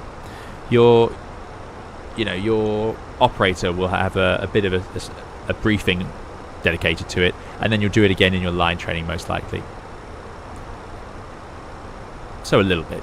It's not too dramatic, so you could just study it at home, but they'll probably have some sort of briefing. But yeah, just a small bit. For Prawn says, can I ask about the joystick? I have a force feedback stick. Is there a lot of feedback? I feel like I'm landing a tuner at the moment, so I might need to dial it down. So that's interesting, because force feedback seems to have come back suddenly. It used to be a thing, and then we lost it. This idea that you have feedback through the stick. So there's Mac out star. We've made it 350. Yeah, recommend max 36, so we're not going to go any higher. So there's no feedback through the Airbus side stick. It's weighted and sprung back to neutral and dampened so it doesn't ping about like your one at home might. But that's it. There's no actual feedback. It feels exactly the same to move it around at this speed as it does at low speed. Whereas force feedback, what that would do, if you were flying like a Cessna and you had a force feedback yoke, then it would feel a bit lighter at low speed and a bit heavier at high speed. So if you're landing and it feels too heavy, it could be that you're not used to it because of course you haven't had feedback before, or it could be that it's overdoing it. Yeah, I'm not sure for prawns. I'm not sure. I mean, with most airplanes being fly-by-wire these days, it's more a case of you move the stick or the yoke and it reacts, and it's the airplane's reaction that you sort of feel more than the weight on the control. I mean, the 787 yoke is so heavy anyway. Doesn't matter what speed you're flying, it is heavy. So yeah, it's a good question. I don't know. It's basically my answer for prawns. I'm sorry. It shouldn't feel too heavy if you feel like you're struggling to do it. Got a message, my computer's out of memory now, and I don't know why. Yeah, my GPU is down to 55%. Yeah, my RAM's not full either. My processor's now full. Oh, I don't know.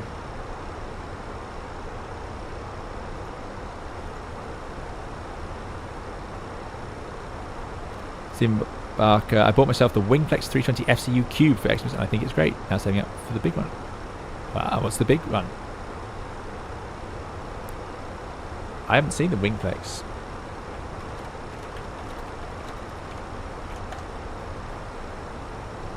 There's quite a few,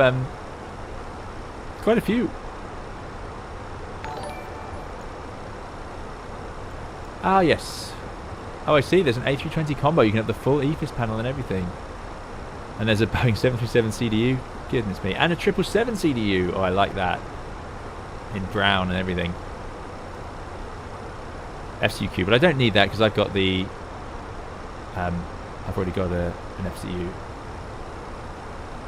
And I got an A320 MCDU in pre-sale. Aviation grade materials. How much do they charge for that? Looks great. I'll click buy now, shall I?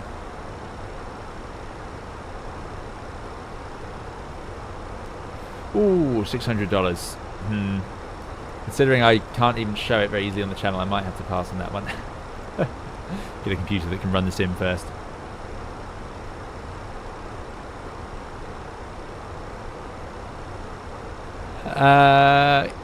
Kirikar says, how do you know how to know the THS in SimBrief? So what you need to do is, don't worry about what SimBrief tells you, look at your loading. So if you're flying the Fenix, go to mass and balance and you want to see your MAC gross weight, GW, not zero fuel weight, gross weight. It's 26%.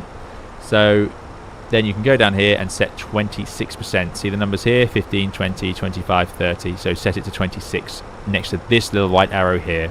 That's what you're doing there. Look how good the throttles look as well. Ah, amazing, amazing. So yeah, that's my answer to that one. The captain asks in Twitch, when you come to top of descent, do you begin with the descent or are you waiting for a controller to give you a new flight level? You wait for a controller to give you a new flight level and then you can begin descent. Yeah, and Dougal, yeah, those spots on there. Thanks for coming along to watch.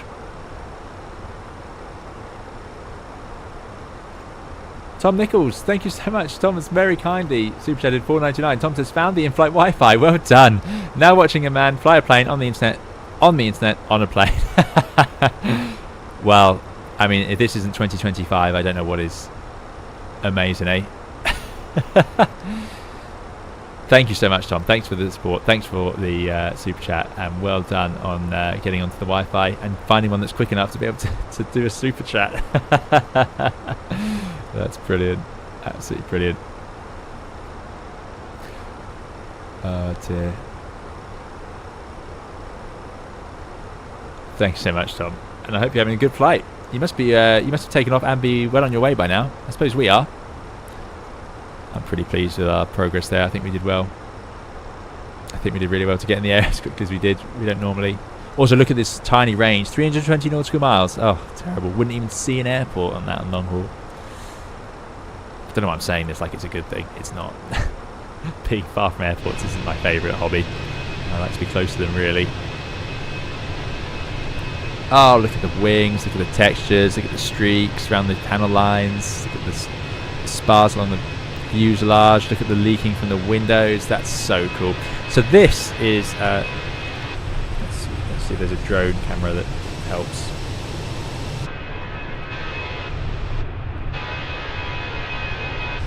Not really. This here, this streak here, this is from where there's actual sort of gaps in the seals and things, and it's air from the aeroplane being pushed out, and it tends to leave these streaks. You often see it around doors, you might see it around windows, though they're less usual because the passenger windows are not replaced very often. They tend to be sealed very well, but yeah, the cockpit windows that can open, and the front windows as well, the seals can perish a little bit. So yeah, fantastic bit of detail, that. Fantastic.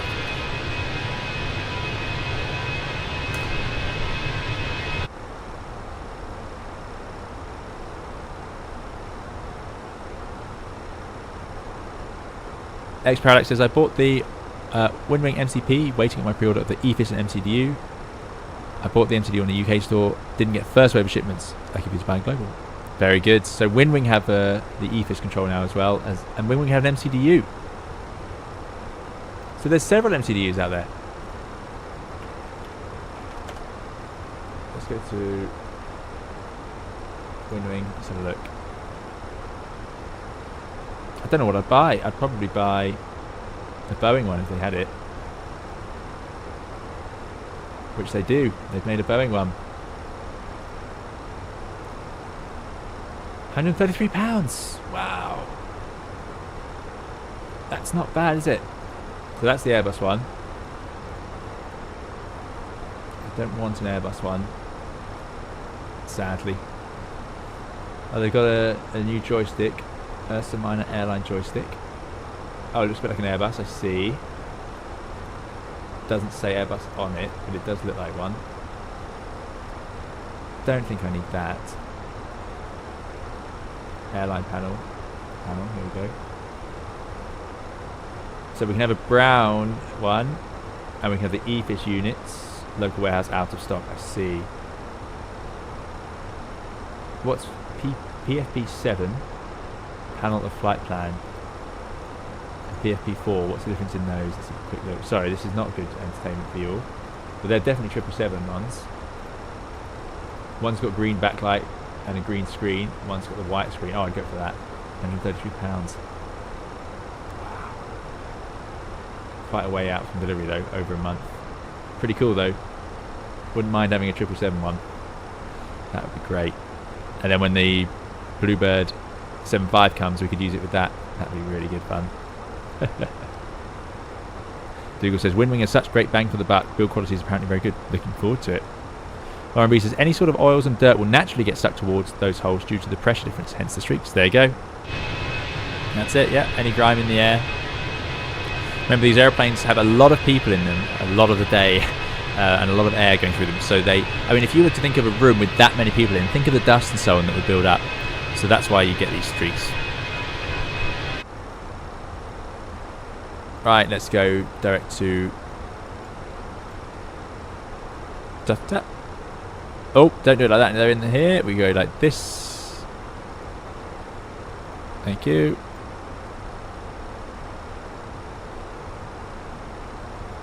Look at that. Now the other thing with the Airbus is this is pretty slow. It's amazing. The 787 would be cruising along and would be getting. It's amazing how quickly you suddenly find yourself over Central and Eastern Europe in a long haul airplane. They are quick.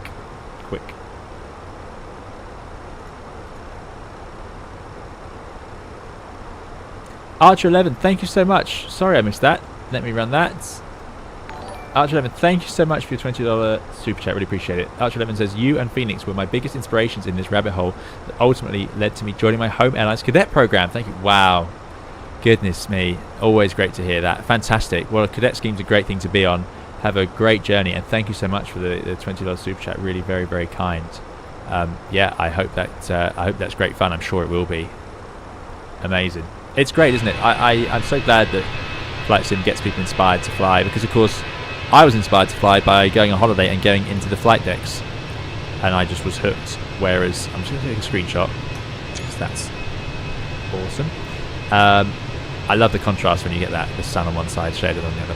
But yeah, the fact you can't go on the flight decks anymore, I always wonder whether this is going to limit the amount of people trying to become pilots, but it seems that Flight Simulator sort of has replaced that, perhaps, that avenue, because now you can play Flight Simulator on so many things, including an Xbox. It's just great. But thanks so much, Arch11, and fantastic news. Enjoy your journey. I have not tried Beyond ATC since the live traffic, says Wild One Ball. It is really good and immersive. No more Unicom. They are adding a language model next, so you are not as restricted to the standard responses. Wow. Okay. I need to try out Beyond ATC again. That is on my laptop version of Microsoft Flight Simulator 2020, which is not something I've used for a while, so I need to have a go at that. Fly-by-wire Simpilot says, hi, love all your streams, learn so much. Question, is the Fenix a drain on FPS in FS 2020? Thank you. It's a challenge, but it's no worse than like a big scenery or something, I don't think. Not for me anyway. I've had very bad frames at the start of this flight, but right now I'm in the Fenix and it's doing very nicely. So yeah, it is a bit of it's a heavier one, but it's not a complete drain. No, it's worth it as well for this airplane. It's great. Alex Parallax says super affordable, under £500 for the whole panel and MCDU. Wow, that is good, isn't it? Do they have a Boeing EFIS? Does anyone move to Boeing? So you can get an FCU, but I've already got an FCU. You don't need that. I've got the mini FCU. Is that still for sale? The mini cockpit? Yes, they've got their EFIS now. Imagine having the pinnacle of a modern civil airplane. Here they are there. I won't let that play for too long or we'll get demonetised. I've got to say, I really like the mini FCU. It's really fantastic. I just can't believe there's so many available now. But there's no Boeing units. Just an Airbus. We want a Boeing MCP with flight level change, speed intervene, out intervene, all this other stuff going on. I know that you can, of course, set up your FCUs to do that. Salmon says on Twitch, I never went into the flight deck growing up, but spent a ton of time zooming around in FSX. Now I'm working on commercial with an instrument rating. Fantastic, there you go. So FSX did have that effect. FSX was great, wasn't it? Good times. I had many, many happy hours in FSX flying the Captain Sim 757 around. Many happy hours.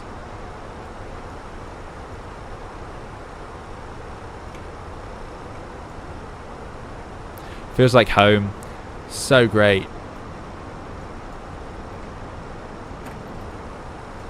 There's that clunk. Oh, there's that noise. Excellent. Oh, yes, it's all great. We can click on these, can't we? Yeah.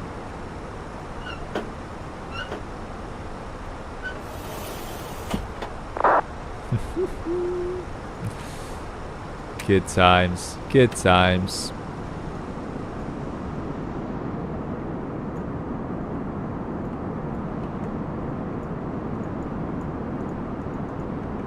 Just seeing what works. Don't think they have a toilet in the Fenix. No. I think that's sensible.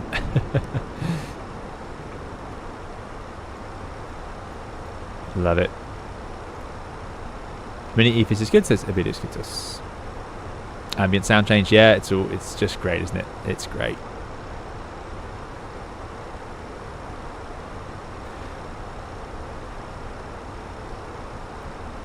Windwing is releasing a Boeing MCP, says Domino. That's fantastic to hear. Okay. Thank you again to Archer 11 for your super chat. And yeah, all the best for your career. I mean, that's just amazing. Yeah, if Windwing do release a Boeing FCU, that'd be very interesting to me. Stephen Whitaker says, any thoughts on Lufthansa's decision to swap Eurowings A320s for 737s? Are they? I did not know that. I assume that means instead of replacing Eurowings with 320 Neos, which I thought they already had. Certainly Lufthansa has lots of 320 Neos, but they're going to go for 73 Maxes, are they? I mean, it's much of muchness. They are the same engine after all. So I'm imagining the efficiency is very, very similar between the two. Which is, yeah. So I'm not surprised too much. It's just given they had so many Airbuses and they're such an Airbus airline, I suppose it does make a difference. But EasyJet was all Boeing until they went Airbus, so it does happen. Tom Nichols says, my MCDU is waiting for me when I get home. Final sim upgrade. Wonder if they'll let me have a go at the landing. MCDU waiting for you. Fantastic. Yeah, I should try out an MCDU. Crashhead says, I went for the MCDU and the Boeing FMC. I might get the 777 next. So you went for the 7.3 MCDU, was it? I've been completely out of the loop on all this hardware, though. I didn't realise there was so much. I see it's pre-ordering.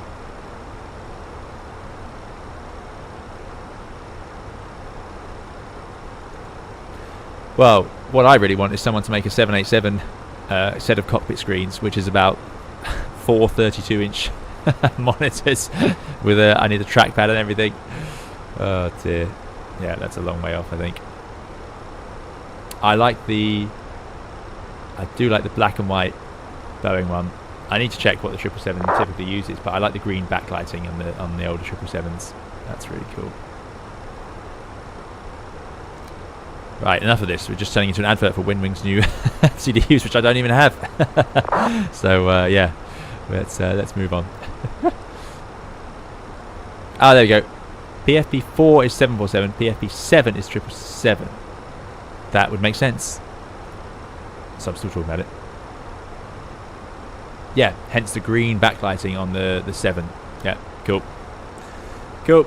That's what I suspected. He says confidently.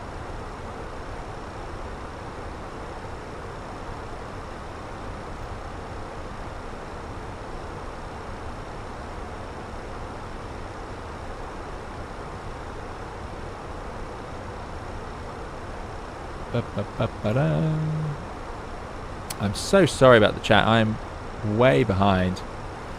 And sorry if I missed a super chat. I think I've caught them all now. My chat is not doing very well. Let's have a look. Let's have a look. Will you be doing an A350 tutorial when it releases in the coming weeks, says Kenfo? Yes, I will. That's my plan. You can visit the flight deck as a customer, but that will be after the landing usually. That's the time. So if you ask the cabin crew after landing, they can ask the pilots if there's room. There might not always be a chance, but yeah. Hopefully if there's space. I never minded seeing passengers who wanted to see the flight deck. It was always nice to see someone enthusiastic, give them a chance to sit in the seat and see the real airplane. Because lots of passengers who do that, usually there's no usually. Anyone's allowed to do it, and if you're interested and you want to see it, then ask the cabin crew, and hopefully there's time after landing. Usually before takeoff is not so good, because when you board there's usually a time pressure, but after landing there tends to be a little more room whilst the other passengers get off, especially on a short haul airplane where you're going to be right up by the front anyway. So but yeah, it's great when you get someone who knows all about the airplane, or even someone who doesn't know all about the airplane, just anyone just interested to see it. Because we see it every day, and it can be a little bit routine for us, so it's nice to get someone enthusiastic in the flight deck. It sort of makes you appreciate it.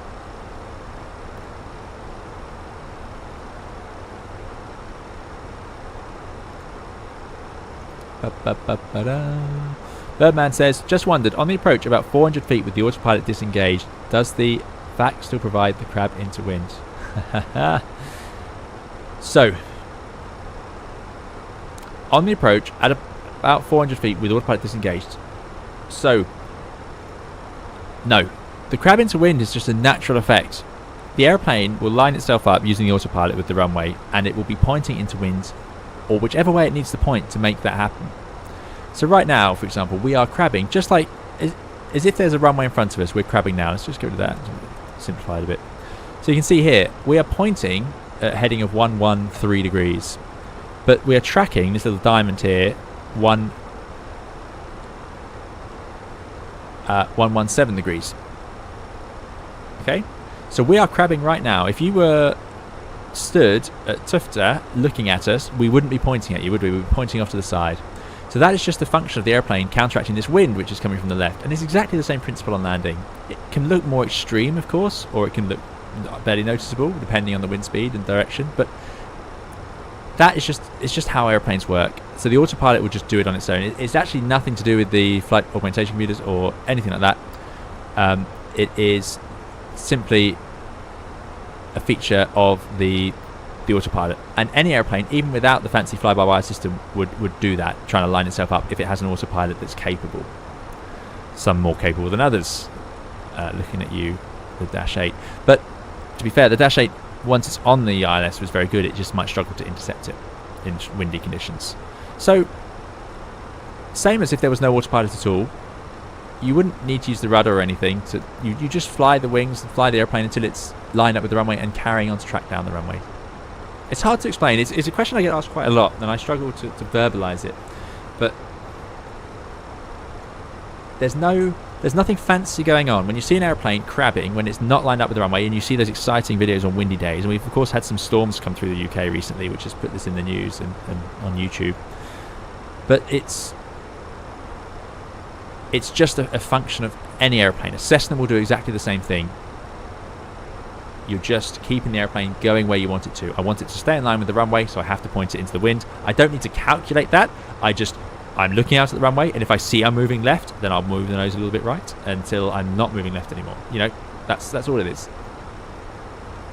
Yeah, it's hard. It's a bit hard to describe, but that's hopefully makes sense. Lux says, compared to the sim, how loud is the cockpit in real life? Is the wind noise that intense? Thank you. Yes, it is. It's very loud. Cockpits are very loud. Nearly every airline now provides noise-cancelling headsets for pilots. So like you can get noise-cancelling headsets or headphones. You would get those in the flight deck. And the reason simply is it is very noisy. There's a lot of ventilation, a lot of air being pumped around, and then, yeah, they can be noisy. The 787's a quieter one. 320's all right. 737's a bit noisier, I believe. I think the 75 would probably be quite loud. 747, very loud, I hear. 777's okay, I think, but it has a lot of ventilation, so it's pretty noisy on that side of things. Good question. Nick K says, I find doing your job unimaginable. I spend many hours on my sim trying. I just can't imagine flying a massive jet every day. Sounds silly, but it's true. It's just a job that takes a lot of time to learn all the bits about it, and a lot of focus and a lot of passion. You've got to really want to do it, because it is a strange job in that sense. And it is surreal. At times it is surreal, you know, we're flying around this flight deck, these screens, and it's the day-to-day job. But look behind, and it's all of that going on. And this is a short-haul airplane, you know. It's sort of like, it's very hard to comprehend the size of metal behind you. But it's a great job. Love it. I couldn't imagine doing anything else.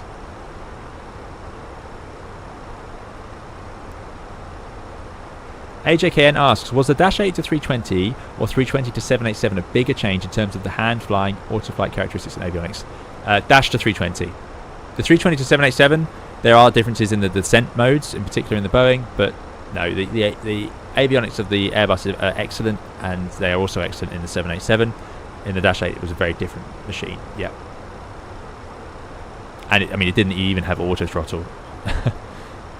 It's just a whole different ball game. Santiago says, doing my landing practice for my PPL this weekend, found it interesting we may need to favour a slip over crabbing coming into land. Guess decrabbing is a more advanced manoeuvre. So, somehow, as I was saying it, I knew this would come up. Not all airplanes crab the final part of the landing. They do a wing down technique, which is what Santiago's talking about there. Otherwise, you might call it a slip. I don't like slipping. It's something you'll do if you're high in PPL. It's more used in general aviation. Big airliners don't tend to do it. Slipping is where, instead of crabbing like we are now, where we are pointing, admittedly only slightly off to the side, and we're actually going that way, you would point the nose down that way, so you'd point the nose directly down the runway, but you would then tilt the wing into wind. And the airplane effectively flies lined up with the runway, but because of that wing tilt, it's actually going across the air. Oh, it's something I need to do a whole video on, really. It's rare to see. It is a legitimate technique in airliners to some extent, but it's almost never used, and there's good reason for that. I don't like it either. Crabbing in airlines is just, I think, the more sensible way, but you can do a bit of a wing down. Even on the 787, believe it or not, it's written into the manuals. It is a thing, but it's just rare, and you've got to get it just right. Whereas crab technique, you don't have to do anything until you use the rudder to line up with the runway, you know, and then you just have to keep the wings level.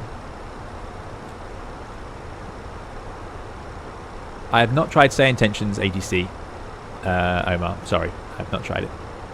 But yeah, in general aviation, crabbing is not always used. You might do the wing down. Also, wing down can be used if you're high, not something you typically do. Famously used by the Gimli glider, the 767 that ran out of fuel, but and they wanted to get into an airfield and they were a bit high, so they did a side slip. It creates a lot of drag on the airplane. Another reason it's not so great, I don't think, anyway. Dougal says, you want loud? Try the back of a C-130. Yes, turboprops will be the loudest, especially in between those propellers.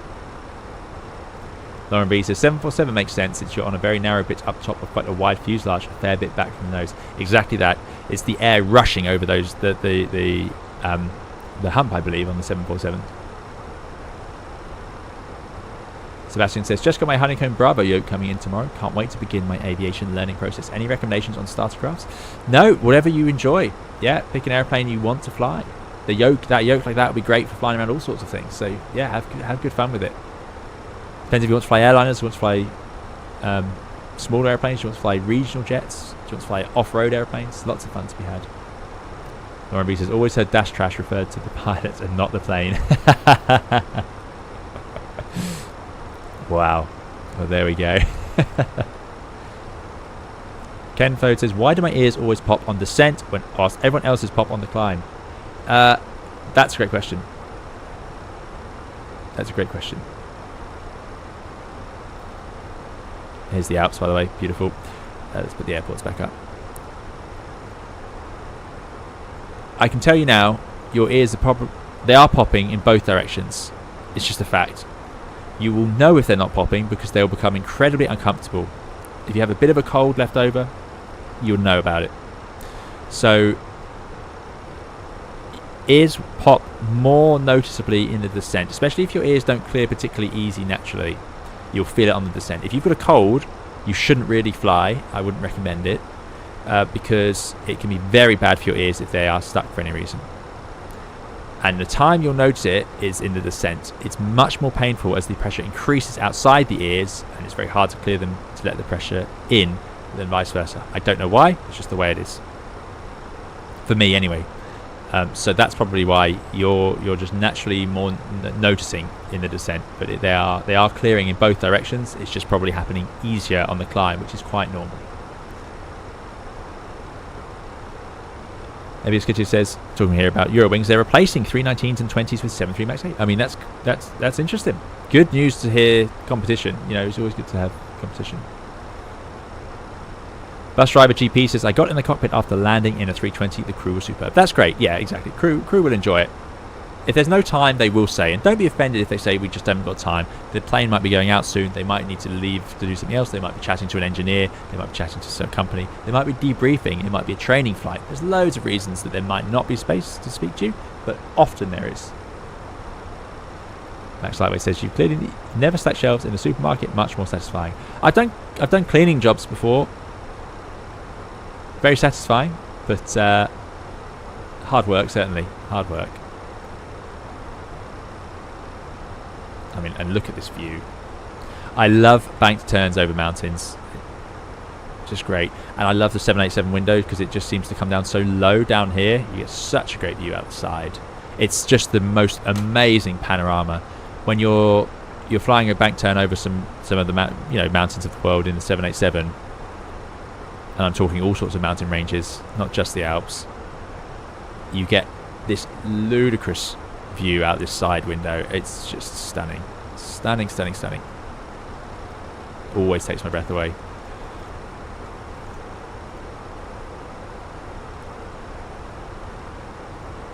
Roy by Canada says, hello, 320 Sim pilot. Wasn't the captain of the Gimli glider, Air Canada 767, side-slipping the plane to slow down? Exactly, yep. Side-slipping to lose height or to slow down, both would work. It just creates a vast amount of drag on the aeroplane. Yeah. More commonly used for losing height if you're too high in general aviation.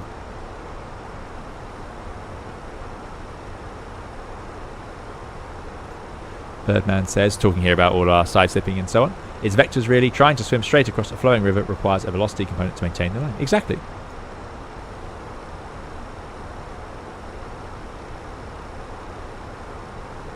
Stephen Whitaker says, that's an interesting point about headsets. I've always assumed that pilots have to provide their own headsets since they all seem to have different ones, but you say airlines now provide them. So, airlines will...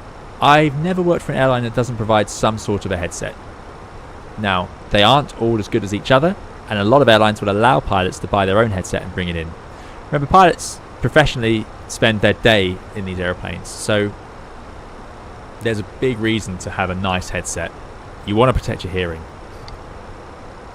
These are noisy flight decks, and if you can find a comfortable headset that fits you, that you like the noise cancelling on, and that has good quality microphone, that can make a big difference to your day when you do it day in, day out. It's actually, it's noticeable if you have two good headsets on the flight deck. It's just beautiful. Whereas if you have a bad one with a bad microphone, it doesn't have the microphone cover and so on. Oh, it's a shame. So airlines will provide headsets, but they obviously are hard worked. They're left on the airplanes usually. Not all airlines, but a lot of airlines leave them on the flight deck, and then you have to clean them every time you get into the airplane, and they can be in bad condition. Whereas if you have your own, you don't have that issue. However, they're expensive. So do you want to spend the money on one? Is it worth it to you? That's the question.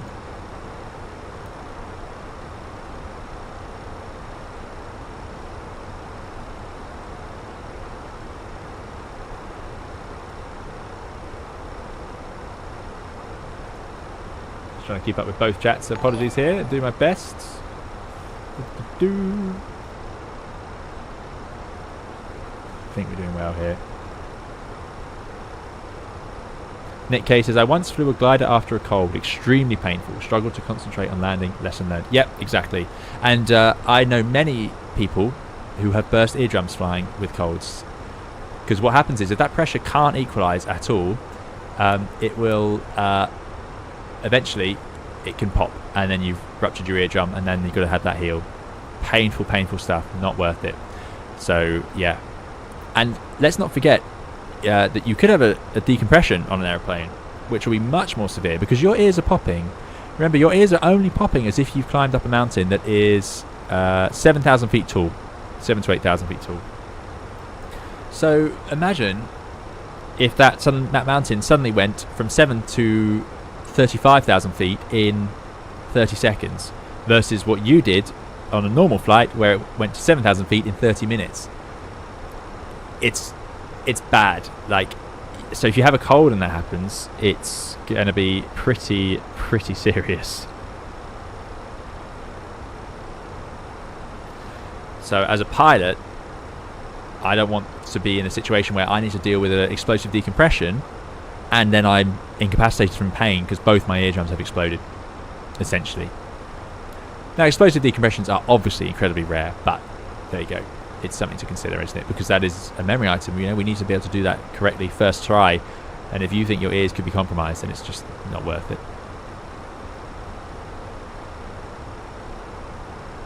Can you forward slip a 320? So another reason we don't forward slip airliners very often is that that's a big airplane and it's moving very fast and there's a lot of strain to put on the tail. It's just not done. You won't see it in any... It's a great screenshot. Let's get that one as well. You won't see it in YouTube videos when you see airplanes landing in stormy days. You won't see them side-slipping in. They'll be crabbing and then kicking off the drift at the end. Maybe a little bit of wing down as well in the flare, but that's about it.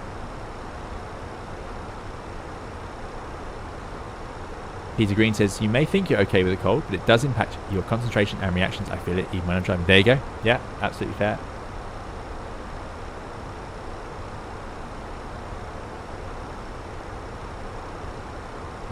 Bam says, what's your least favourite thing about the 787? From my Microsoft Flight Simulator experience, I don't really have anything I dislike except the fiddly minimum setting knob.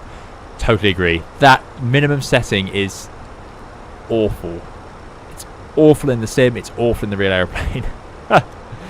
I can't show you all here, but yeah, typing it in this is a dream compared to trying to fiddle with that. So I would say that wins, along with the fact that the altitude always shows above the altitude tape, even when you're descending, and it doesn't show you where it's going to level off. It just shows you what you've set in the window. Those are my big bugbears.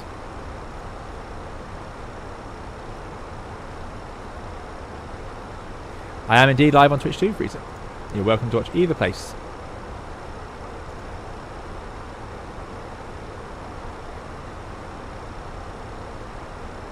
Trevor says, I started learning to fly a couple of years ago and got my own headset because the flight school supply ones were rubbish. So much better with my own. Yeah, there you go. In general aviation as well, it's nice to have a nice one, especially if you know you're going to fly a lot.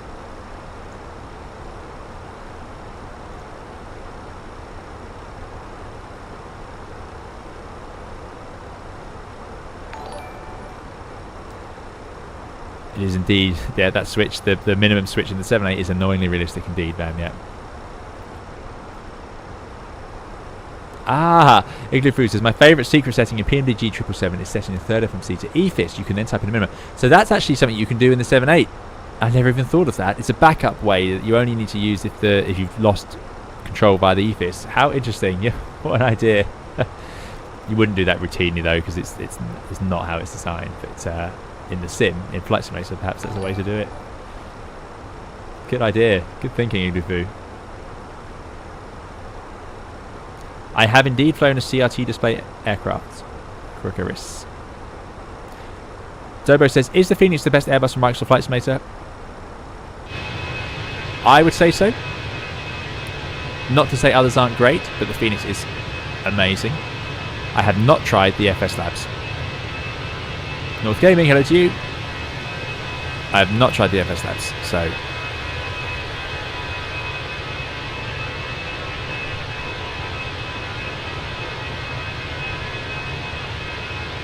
Ken says, isn't the change in air pressure bad for your guts as well? I know it affects dogs when they are flown and can make them sick. Well, I spent my, career going up and down it all the time, several times a day. Now I spend hours, sometimes up to 14 hours up. I'd say it probably does. You definitely get a bit more bloated, and if you eat too much heavy starchy food on an airplane, yes, you're gonna feel that. So I definitely limit my eating on an airplane. I drink more water, all to help digestion. So you're right, it does, not severely. You're more likely to mess it up from what you've eaten rather than just the air on its own. If you don't eat anything on the flight, then no, there's no trouble. But if you have a big meal on a plane, and remember, if you're working on these things, then you probably every bit of food you eat in the day will be on the airplane in the cruise somewhere. Then it can add up. Yeah. Interesting things I didn't think I'd be answering on a live stream, but there we go. That's why we're here.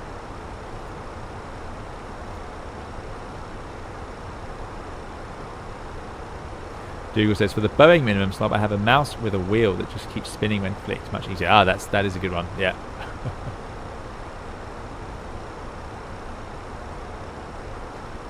Okay, says 14 hours ridiculous. It is. 14 hours is ridiculous. It does happen. James says, have you ever received a round of applause after landing? Yes. And I know that. I know that because I have... You don't usually hear it from the flight deck, even on the 320. But I have seen a YouTube video of one of my flights that somebody filmed from the cabin. And there was a round of applause, which I hadn't heard on the flight deck. But yeah. So that was nice. I didn't film it, obviously. It was just a passenger just made one of those sort of travel vlogs. Infinite 224 says, just passed my A320 LST the other day. Thanks again for all the great streams. Been watching you since X-Plane 11 days. Infinite 224, I know. Thank you so much. I know you've been here. And what fantastic news. A320 LST, that's the big one. Amazing. Well done. I can't believe it. can't believe we have people coming back to chat. But yeah, coming up to 5 years soon. 5 years of this channel. So in that time, if you started when we started the channel, you would have done all your training and you'd be coming up to your 3rd year of airline flying by now. That's scary. That's scary to me. I'm sure that's scary to some of chat. But yeah, there we go. Orla says, have you tried the Windwing standalone side stick in comparison to the Thrustmaster? No. I do have somewhere the Windwing. They made an A3XX grip, didn't they? So I have got that somewhere. But I don't tend to use it because of the setup time. I tend to just use the... and the lack of other buttons on it. So I do often use the Thrustmaster one.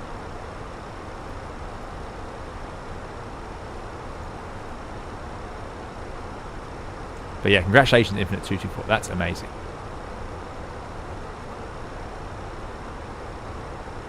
Asian Dave says, bought the Thrustmaster Airbus side stick and throttles. Can't wait for it to arrive. Going to be a big upgrade from Xbox controller. Yes, it is. You're going to love it. Have fun with that.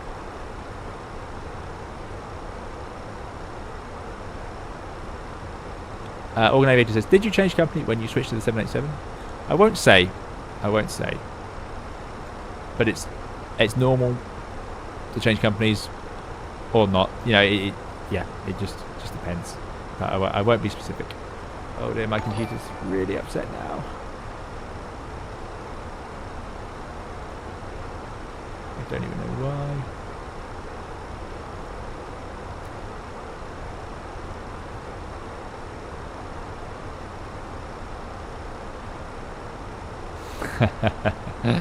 Nick K says, everyone will be looking for that video now. Yeah, I know. When I said that someone had filmed one of my flights and it's on YouTube, I knew that people would find it. But I don't think you'll find it because I think there's so many travel vlogs. I mean, it seems to be a colossal YouTube industry now to just have people filming things. I don't mind people filming like you know, out the window and stuff. I find some of them a little bit sort of holding the cameras in a not very clear way and then sort of filming people as they walk onto airplanes and things. I don't really think that's fair to your other passengers and the staff and so on, but I think it should be, you know, everyone should sort of know in a way that you're filming. I think that'd be nicer, and then of course you need permission to do it, and that's probably why they don't do that, but I don't know. But yeah, but anyway, this was a perfectly nice video that someone had filmed of one of my landings. Lucas says, who do you think will win F1 this year? Lewis Hamilton. Thank you.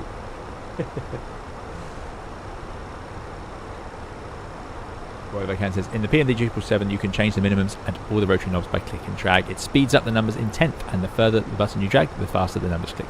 Yes, in the 777 it's not so bad. It's worse than the 787 in the sim, so the PMDG system is quite good. Thanks, Roy. Yeah, good spot. Good point. Mark says, buy a packet of crisps or potato chips if you're American, and look at when you're in the cruise to see the pressure difference. Yeah, and that pressure differential is just, remember, to 7,000 feet, not to 35,000 feet. Big difference.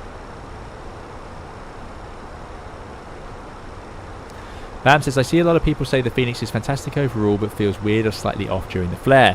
What are your thoughts on having flown the real thing?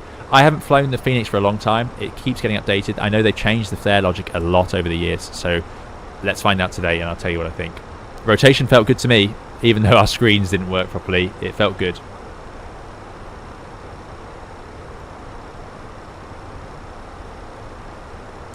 Igloo has some strong thoughts there on the Thrustmaster Airbus stick.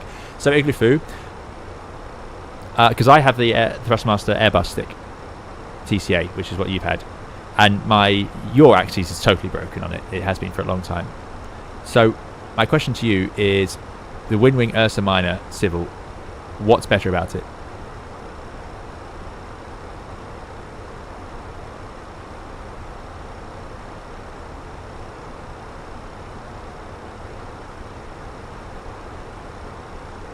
Piano says, my first live stream was the Iceland one where VATSIM kicked you off because of the missing name. Oh, yes! Wow, that was a long time ago.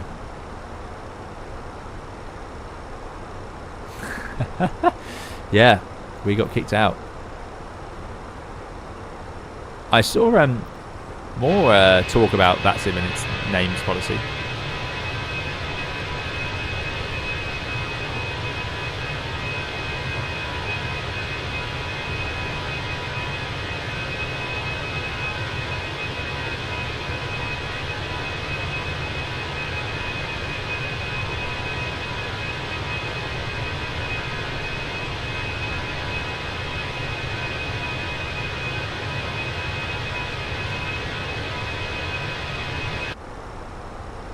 Peter Green's hoping for Lando to win the Formula 1. There we go. AC455 says there's hundreds of videos online. No one's going to find the one. No, you're not. I did know that. I've said before, I often get emails, not so much these days, but I have in the past had emails from people saying, oh, I think you might have been on my flight, this flight, that flight. And every now and then one of them's right. Every now and then. But the person, I must stress, this video I'm talking about was not filmed by someone knowing it was me. It was just happened to be my flight. The wind wing, it has a damper. The wind wing has a damper in that Ursa Minor. That's interesting.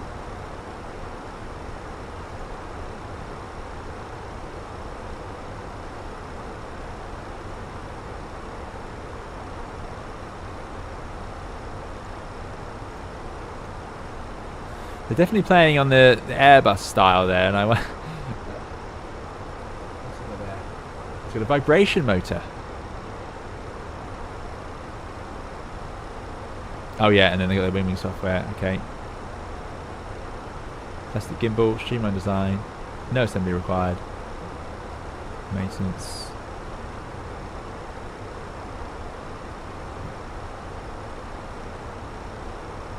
It's got throttle control.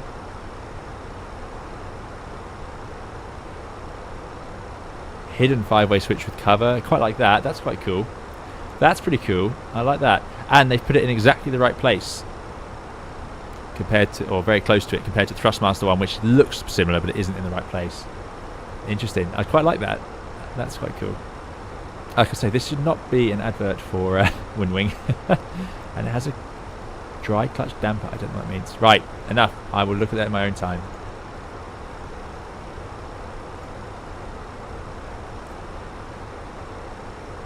Over in Twitch, Commander Freezer says, do you know if the systems like auto brake off callout and the approaching runway X callouts are exclusive to newer model Airbus aircraft and thus not present in the Fenix? Those systems are possible on Fenix generation airplanes, but they're airline options and they're expensive and relatively rare. Airbus is adding, more and more of the newer airplanes have these systems installed anyway, but as it stands, they're not options in here. We do have the automatic TCAS. So aircraft of this age could have it. The great thing with the Airbus, and this is something I've noticed compared to the Boeing, is that Airbuses do get updated. The 320 is an old design, very old design really, but Airbus has been adding and adding and adding and also updating the old ones. So it's great what the older ones can still do, even if they're 20, 30 years old. So lots of that stuff can be added, but things like, I think the system you're talking about is pretty heavy going and it has its own panel as well, so I don't think the Fenix can have that unless they did quite a bit of work.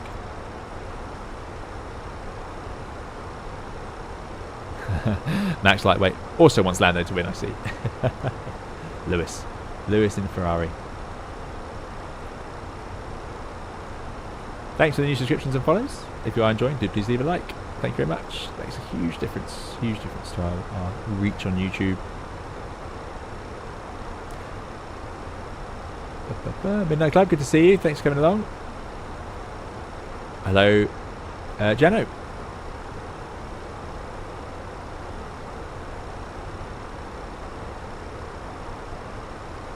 I am not aware of the Airbus Cockpit Coach channel. No.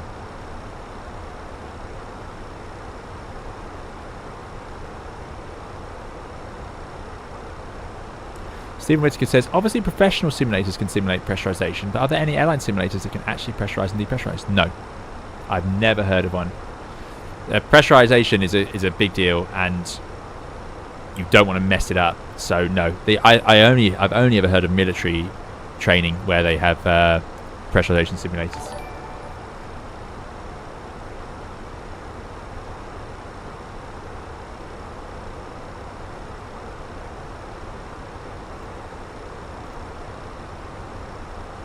Ed says Lewis all the way, fingers crossed. Yeah, same.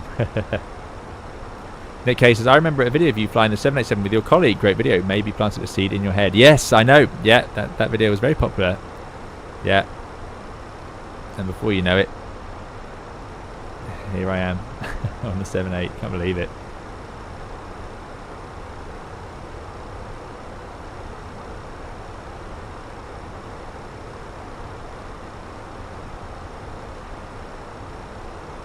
AC445 says, as good as the late 80s A320 cockpit is, it might be time to bring it up to A350 level.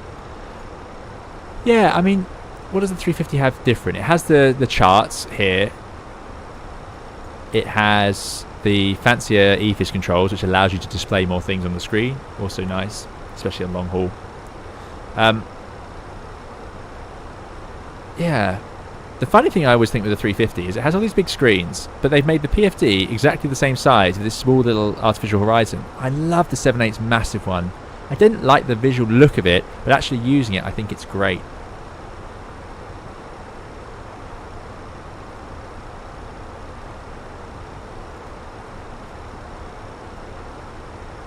I don't think we'll see a redesign, though, of the 320 family. I think these new systems are getting added in. All these little blank spaces are getting filled in. So this has become CPDLC. This is going to have your that runway alerting system. So you know, go around if runway wet, things like that. Runway too short and all that system. That's now fitted here. They've only got this space which has this placard. So yeah, I think they're out of room. Get rid of this and put something else here, I suppose. The next new system. But like I say, the fact that adding them is pretty great. Versus the 7.3 Max, which we've obviously seen what happened with that. However, the 7.3 Max did change the screens setup quite significantly. I'm actually surprised they did that, given everything else. Tom Nichols says, talking of simulators, I've got a few hours booked in a full-scale 320 sim soon. Any suggestion of fun scenarios or failures to try out? Oh, good question. So as a pilot, when we go into simulators, you know, these days, we're just being assessed. So if the trainer ever says, is there anything you'd like to see? Pilots are very wary because, of course, you don't want to see something and then it not go great and then the trainer thinks less of you. So, obviously not to a dangerous extent, but yeah. So it's not something, if you've got like a trainer thinks you're doing really well and you've had a really great session and your report's going to look really nice, you don't want to then go and suggest something that that might sour that slightly. Oh, look at that texture, brilliant. So things to do. Well, obviously classic things are interesting approaches.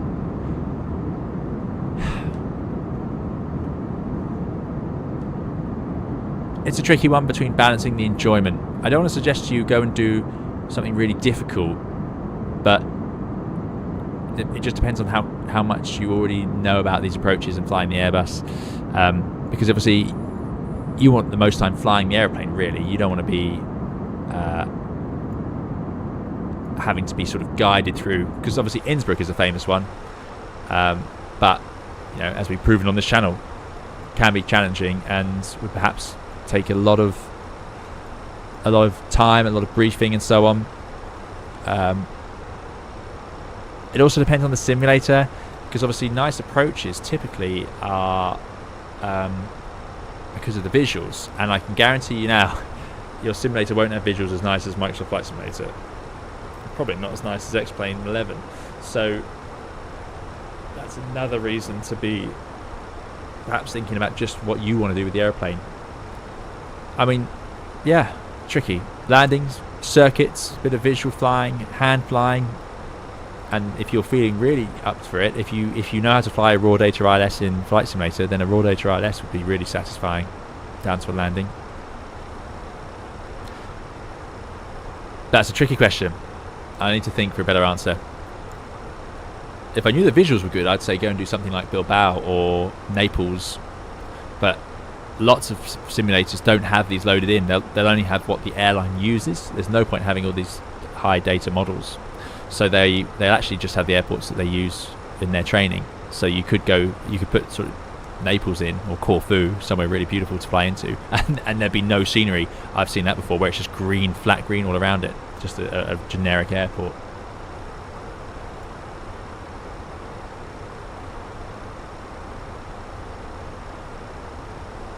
In terms of failures to try out, I wouldn't, unless you're really into it, I wouldn't do like technical failures with the electronics and stuff, but shutting down an engine, flying around on one engine, Could be interesting to see, especially if you do that. The Airbus is very good at that.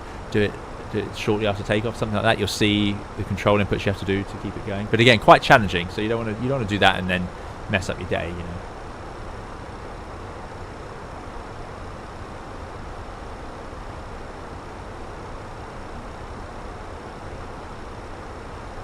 Simply Tom says, having flown both a long and short haul roster, which do you prefer and what are the benefits of both? Asks Simply Tom. Good question. Really difficult question to answer. Rostering's tricky. Every airline's different, and how your roster is created is different.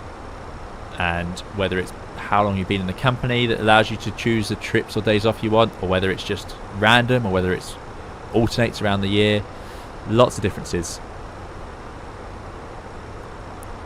But in general, on long haul, you just fly a lot less. You don't fly less hours, but you come into work less because you just do one flight and you'll tick off 12 hours. Whereas on short haul, it could take you 3-4 days to do 12 hours of actual flight time. On long haul, you can do that in one flight.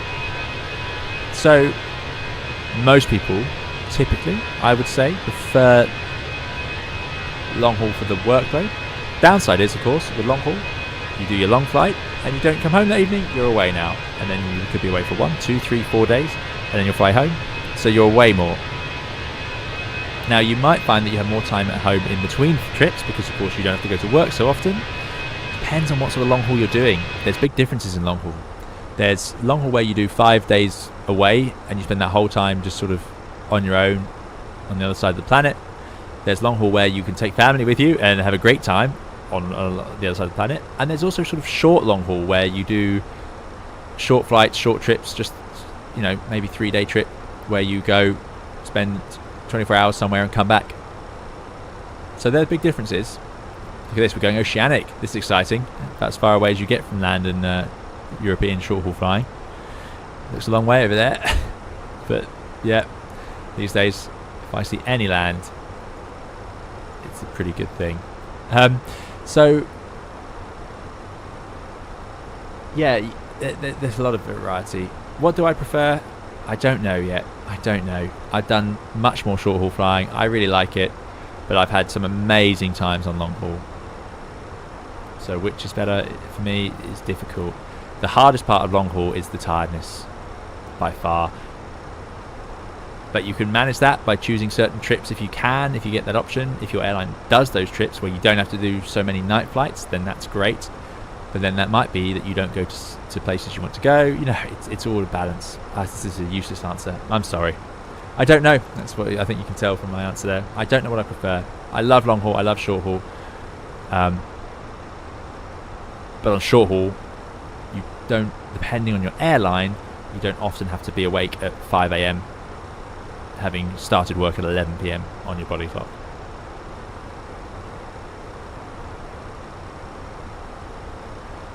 Thinks and says, I'm flying on the 350 from Heathrow to Haneda this year. No idea what to expect. I'm sure it'll be lovely. Peter Green says, I suspect the 320 cockpit is the same, so it's common type rating, although Boeing managed it with bigger screens with the MAX, so who knows. Yeah, but Airbus don't seem to care about the bigger screens. Like I say, the 350 has bigger screens, but then they've made the actual PFD quite small, just sort of a bigger navigation display. And Bam, talking here about my old original 787 video, says that video was how I first learnt how to fly the 78 in the sim. Fantastic. AC445 prefers the Airbus PFD to the Boeing style. Fair. Simon Forrester says maybe they'll do a new cockpit option. Indeed, maybe they will.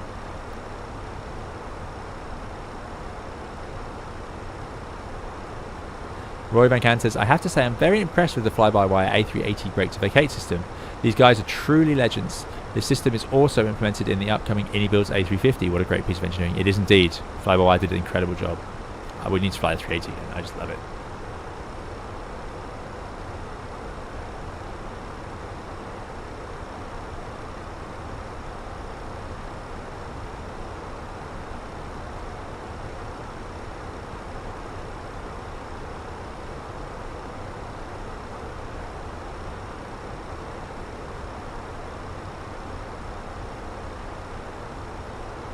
Something says, I believe it's P3D. Was thinking Innsbruck and maybe single engine failure at V1 to put your ability to the test. Yeah, so an engine failure at V1 is a great thing to try out. It's hard, but it's a proper test. That's what pilots have to do. And yeah, Innsbruck, if you know how to do Innsbruck better than I did on that first video, I think you could have it could be really cool. Simply Tom says, I'm currently flying a 5.4 roster on 7.3 but have to itch to try long haul. Worried about a random roster that I can't plan around. Ah, Simply Tom, apologies. So if you're flying currently on short haul 5.4 on the 7.3, yeah, so on long haul you won't necessarily get 5.4. You know, you can do long haul down to 1 or 0 days off, you know, in between trips. It is possible. But in that 5 on days, you'll only fly twice, of course. But you could find yourself doing 3-2, 3-2, 3-2, and if you wanted to, you could probably drop that down to sort of 3-1 or even 3-0. So 3-3. I mean, it all varies. But the tiredness out of bed was a big shock to me. How tired you could feel. Not necessarily at work, but around work. You might come back home, and if you've done a night flight back from America, for example, I have to go to bed. I have to go to sleep when I get back to home because there's no way. I sleep before the flight, and if I'm lucky, if there's 3 pilots on the flight, you get to sleep during the flight, and then you get home and I have to sleep again. So you find yourself just constantly going to bed and still feeling tired. It's quite a strange sensation.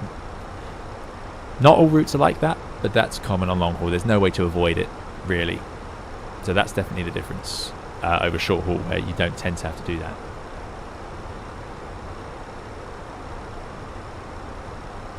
Matthias says, does the airline pay for your family to travel with you? No, I don't think any airlines do that, sadly.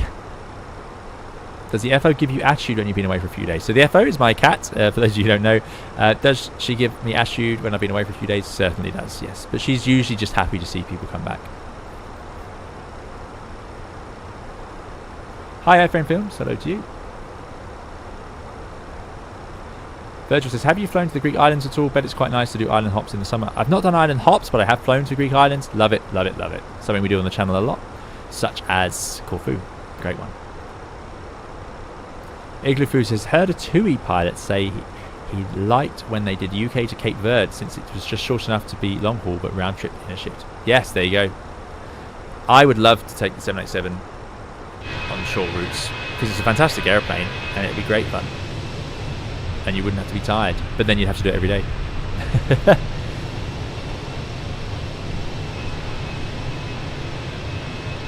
Making tracks now, we are. Who has a better crew restroom, Airbus or Boeing? I don't know, because I haven't seen an Airbus one. I think it depends on the airplane. I think the 380, I believe, has a very nice crew rest area. Don't know about the 350. I'm sure it's not as nice as the 380s, because the 380 has a lot of space.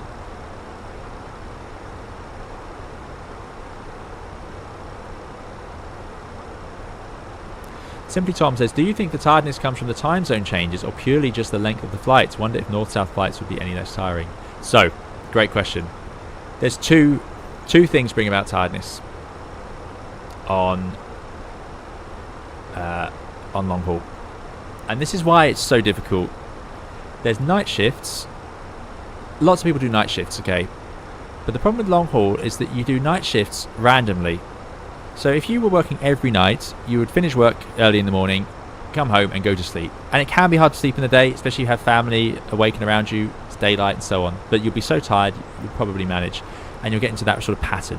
And it's still not great. Obviously, humans like daylight and all our hormones and so on are based around that keep us awake in the day and try and sleep at night. But anyway, you can sort of get sleep in.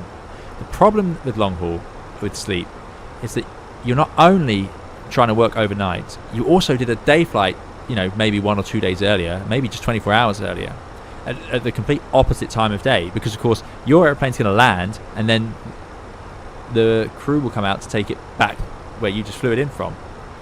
So you effectively do a complete 180 in 3 days of your working pattern, a complete 180, which meant you had to try and sleep before that shift.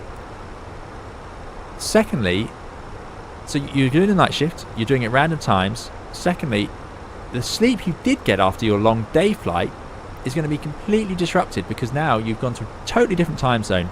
So you might have got in late at night their time, but it might feel like early morning your time. You might have been exhausted, so you went to sleep, and then you woke up too early or too late, or it's daylight now, or the hotel you're in has now woken up, so everyone's walking around. Or you can hear banging and crashing going on around the hotel, which does happen as well.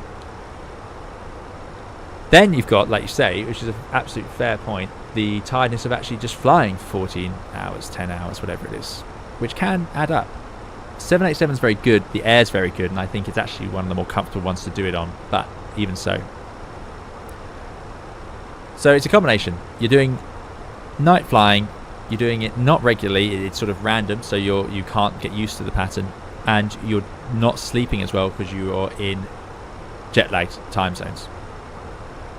And let's say you have more time down route, let's say you get somewhere and you have 3 days, but if that's an 8-hour time zone change, for example from the UK, the west coast of America, or the Far East, such as a place like Japan, you're looking at 8 hours. So if you want to get up at let's say 9 o'clock in the morning, that is, if you're going to the east, that's 1 a.m. in the UK. So how do you think your body's going to feel? Let's say you went to bed at midnight or something their time because it was dark and you were tired and you'd done a long flight and you've had to go back to bed. Even then, if you try and wake up at 9 a.m. their time, even though you've had 8 hours sleep, which you wouldn't have, trust me, you wouldn't have, it's now 1 a.m. on your body clock and your body doesn't want to get up, it doesn't want to eat, it doesn't want to do anything. So you would never believe how tired you can feel. If you go on a long haul holiday, you would, but you soon forget after your 1 day, and then you have a lovely holiday and it's fine. Whereas when you've got to fly home a day later, it adds up and you feel it. You learn how to manage it, but it is something else. I tell you, I was not prepared for how tired I could feel, but you get used to it, you get your own strategies. Anyway, I'm not whinging, I'm just describing. I promise. Quite remarkable though, how tired you can feel. Yeah, and there's just a total combination of all those things together.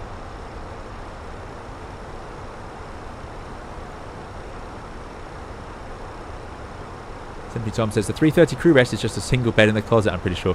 Yeah, it can. On some airplanes it can, especially ones that weren't fitted out. It depends on the airline as well. They all fit differently. Gamerman says, will you be making a video on the Airbus A320 when it comes out? I really hope to. Absolutely. Yes, I will.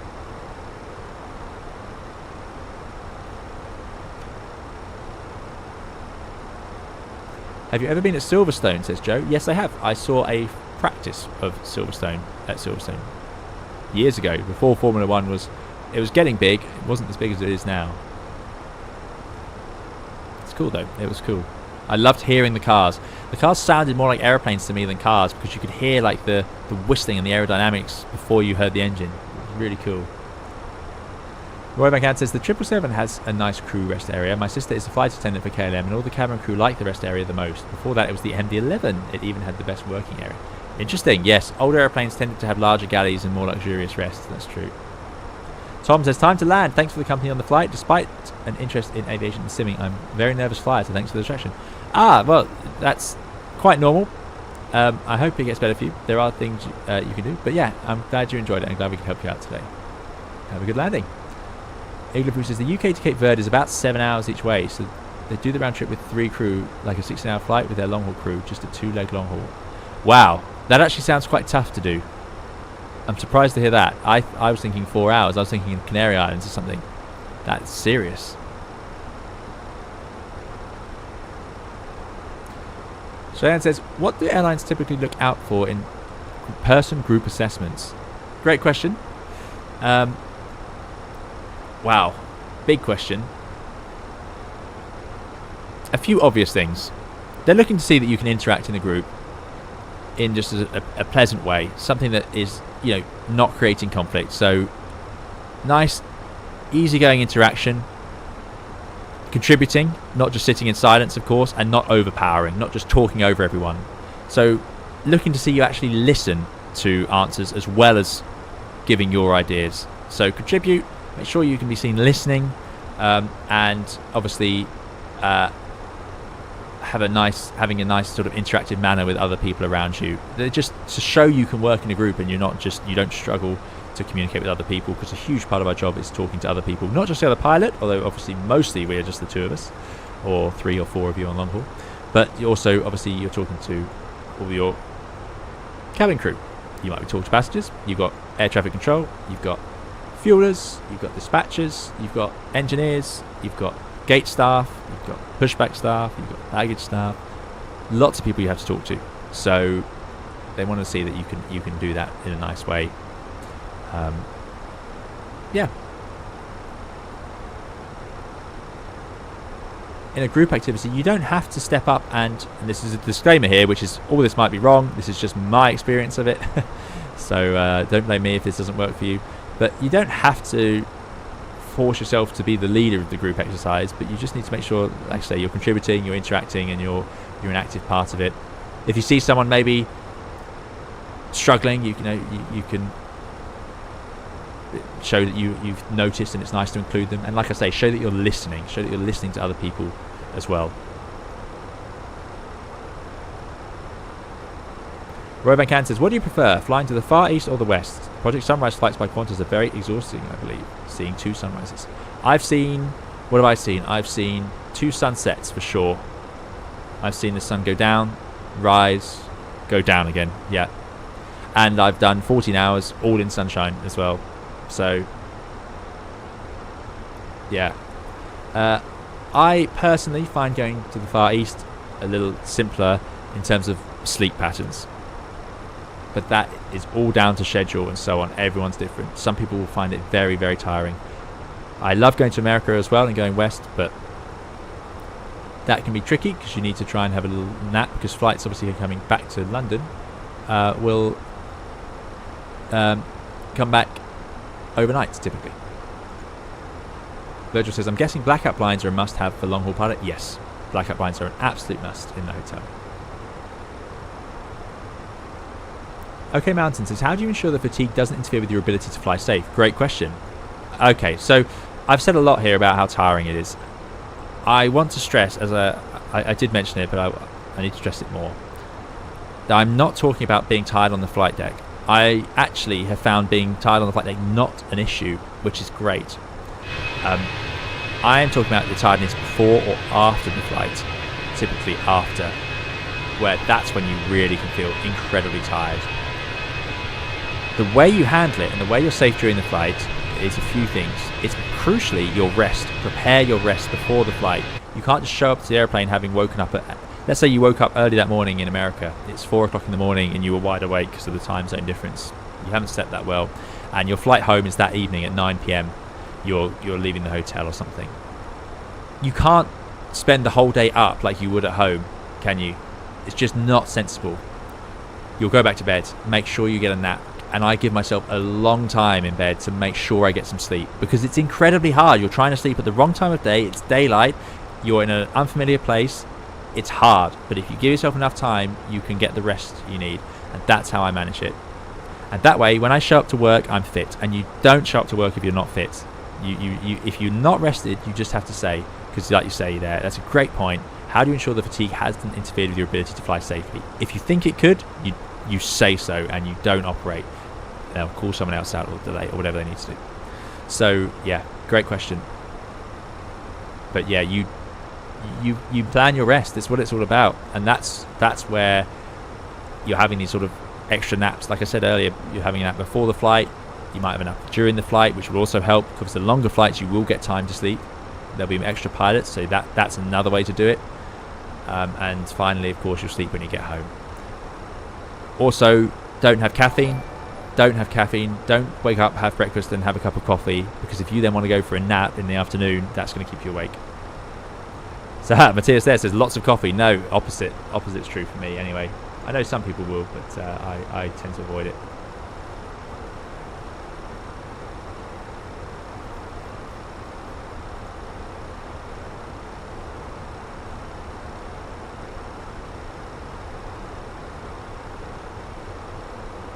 So I hope that's clear. Your pilots on a long haul flight are not fatigued and sat there exhausted, unable to do anything. They have specifically rested to be ready to do that flight. That's the message here. And that's a big part of being a long haul pilot. It's looking after yourself and your sleep and working out how to do that. It's your responsibility to know how to do that. And it's not easy. It's not something a short haul pilot knows how to do. On short haul, I would go to bed at bedtime and I'd wake up in the morning. Whether that was an early morning or a late night, a few hours here or there really. Whereas on long haul, it can be complete inverse, and you've just got to manage it. And you learn your techniques. Gamer Man Shark says, how long did it take you to get type rated with the 787 from the A320, and was it nice to transition from the A320? And was it nice to transition from a smaller A320 to the larger 787? Yes, it was nice. I loved it. I love airplanes. I love flying, and getting to see a new airliner and a wide body. You know, it's surreal to fly an airliner. And when I first flew the Dash 8, it was surreal. Then when I moved on to the jetliner, a 320, that was surreal. And then getting to fly an even bigger one, again, surreal. It's funny, when I was on the 320, I couldn't picture flying a 787. If I ever went on a long-haul airplane on holiday and saw it, I go, wow, it's so big, it's so fast, it's so different. How cool. But then suddenly you're doing it. But yeah, great fun. How long does it take? It takes a few weeks, three or 4 weeks typically for a type rating. And because I already flew a jet airliner of reasonable weight, I don't have to go and do base training in the real airplanes. That saves time.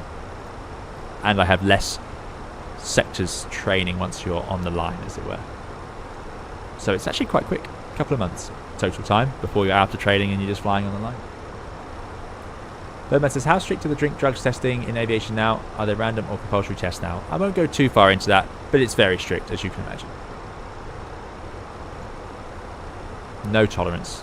No drugs, no alcohol in your system. Absolutely not.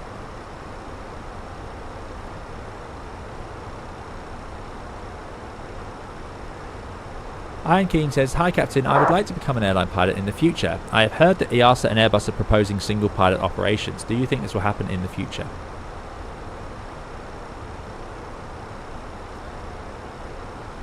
Single pilot operations, when I started flying, I was reading articles saying the same thing. So that is over a decade ago now. It doesn't feel any closer now. The only thing that's on the horizon that might happen in a reasonable time frame is one pilot during the cruise on long haul airplanes. You won't see it on short haul because it's pointless and there's not time. But on long flights, there's talk, and frustratingly, it seems to be Airbus who have got the closest to this, which is a shame because we like Airbus on this channel. But this is an idea that you could have one pilot on the flight deck and one on their rest time. So at the moment on long haul you'd have 3 pilots. If you have a long flight, you can do a long flight with 2 pilots. Remember, 2 pilots can do a 12-hour day at work, which means you can do sort of a 10-hour flight with just 2 of you, and that's fine. But that's not so good overnight coming back. We talked earlier about how, pilot, you need your rest and it can be hard to sleep. So having a break is important on those night flights in particular.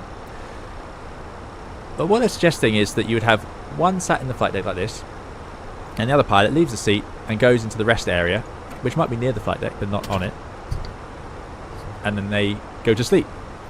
And then if they are needed, you can call them back. In the meantime, you have one pilot flying the airplane on the flight deck, monitoring the systems, and also the airplane is monitoring itself. Now, sounds great. It's cheap. That's frustratingly the main criteria, isn't it? Why do we want to do that? Well, there's only one reason to do that, and it's cheap. It's cheaper, isn't it? You don't have to have 3 pilots on a plane. What's the advantage? I can't think of one. It's cheaper is the only advantage. Is it safer? Well, no. Obviously not. As it's not safer. Now, the argument is going to be made that it's as safe. Is it safer? How can it be safer than having 2 of you? We need an engine on the airplane, so we have 2 engines. We need a hydraulic system, so we have 3 or sometimes 4. We need a pilot, so we have 2. But the idea that one's back there asleep might sound fine. Well, okay, you'd wake them up if there's a problem. But great, except for what if it's severe turbulence and they can't come out of the bunk? They can't get to the flight deck without injuring themselves. What if it's a flight control issue causing the same thing as happened, for example, an Airbus A320, where the inputs of the side stick were getting, the angle of attack sensors were sending erroneous inputs, and the airplane was doing nosedives. I think that was a Qantas A330, which severely injured people in the rear galley. As you would expect, huge G-forces. What if it's a decompression, and now you're trying to do a decompression on your own? Now, I know the 350 has an automatic decompression mode, so it will actually descend on its own. So this is where the argument comes in that it can do it. But yeah, there's another side to it, which is if this flight is tiring, and presumably it is, which is why one of the pilots has had to go back to take rest, having one pilot on the flight deck sat on your own is not a natural state for humans to be in. It's not a very engaged state for humans to be in. So you've now got one pilot who is tired on a tired night flight, who has to sit there on their own whilst in an empty room staying awake while the other pilot rests back there, you know. And it might sound fine, and it might be fine once in a while, but that would become the normal. If that became the normal routine, and you're doing that twice a week, man.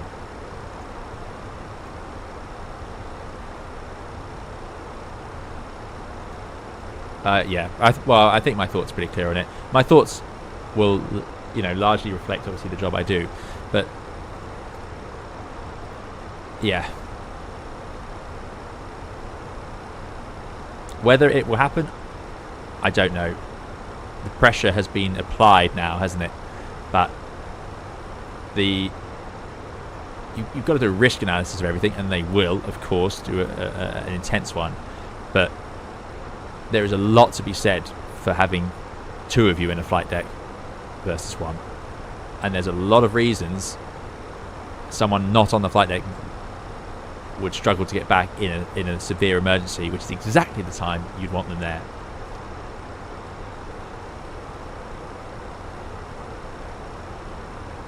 Yeah.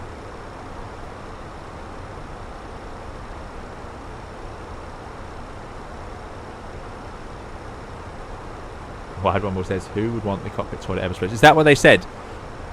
There'd be a toilet on the cockpit. But the problem with that is, what do they propose? Because if one pilot's away in the bunk, asleep, then you've got one pilot sat in the seat here, like we are now, and you look over and it's empty, and that's just a bit sad, but there we go. If you need to go to the toilet, you can't disturb the colleague in the bunk, because that's just ridiculous. So what are you going to do? You can't leave the flight deck. So is this why they're saying they put a toilet on the flight deck?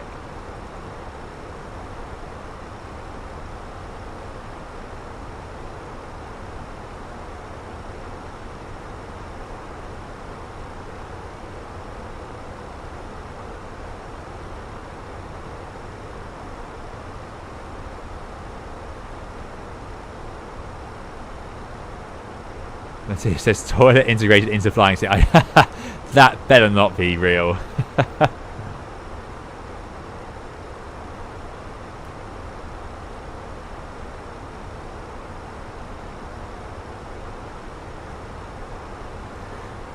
If you had a toilet on the flight deck, I still don't see how you could get up out of the seat and go back there. I assume the argument would have to be made and the risk assessment done to say that the automatics are safe enough in most situations that it doesn't matter that you're not in the seat.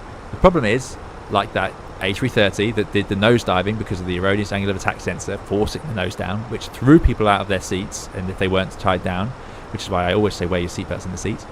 If there isn't a pilot with a seatbelt on in a seat, that could happen, and they won't be able to get back to it. That bothers me. That bothers me. So I'd need, yeah. So I think you need one pilot sat in the seat and strapped in, and therefore you need two, because one of them might have to get up for any number of reasons. Right, enough of that. Good question though. Jacob says, does the airline decide the plane you are type rated on, or can you choose? Airlines will decide what you're type rated on, because obviously they want you flying their aeroplanes. you can often ask which airplane you want to fly if they have different airplanes. Remember, most pilots won't choose based on the airplane itself. They'll choose based on the lifestyle that gives. Long haul, short haul, where is that airplane based? You know, I want to be based here or there, things like that. GD says, I thought the CA had ruled out single pilot operations. Well, there you go. I hope so. I don't know right now. I don't know. I don't think the 787 is close to having that approved on it. Roy Van Can has an interesting question. Roy says, I don't know, but are the rules for cargo pilots more strict when it comes to be fit to fly because of flying in nighttime mostly? I am curious. No. It's a good thought, but the rules are so strict for passenger operations anyway that it also covers night flying. Because we do night flying on long haul with passengers as well.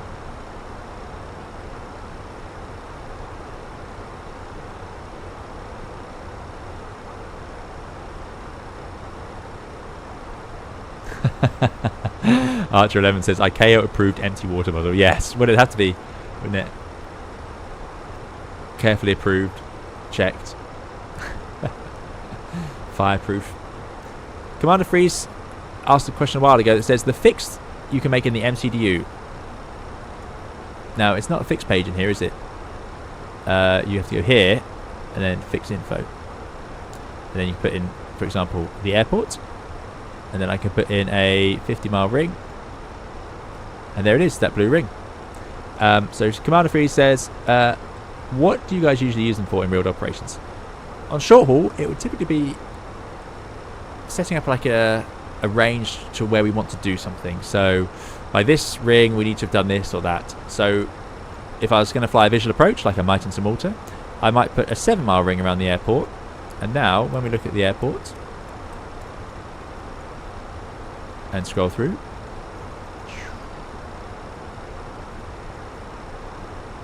you see this blue ring, and then I know that I'm 7 miles from the airport, so I'm going to fly around this ring, and then so I might come around the ring here, and then I know that that's a good distance to touchdown without cutting it in too tight, things like that. On long haul, we typically use it to draw circles around our alternates that are the most useful.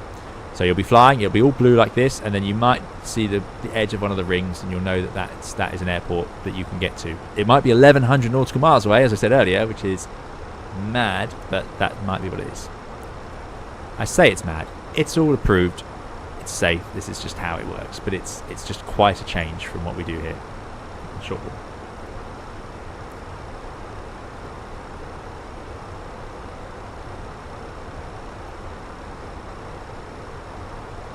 Stephen says, there's a reason why pilot monitoring is called that, the extra pair of eyes checking everything as well. It is indeed. And remember, if you're dealing with a computer, if you put rubbish into a computer, you get rubbish out. The airplane doesn't know better than us. It just knows what we've told it and what it's downloaded, and we have to check all of that information, and that's a lot of numbers to get right. So having two of you is important. But again, they're talking about the cruise. I don't think anyone's suggesting single pilot takeoffs and landings and so on, because that is just so far from sensible at the moment. I cannot picture that.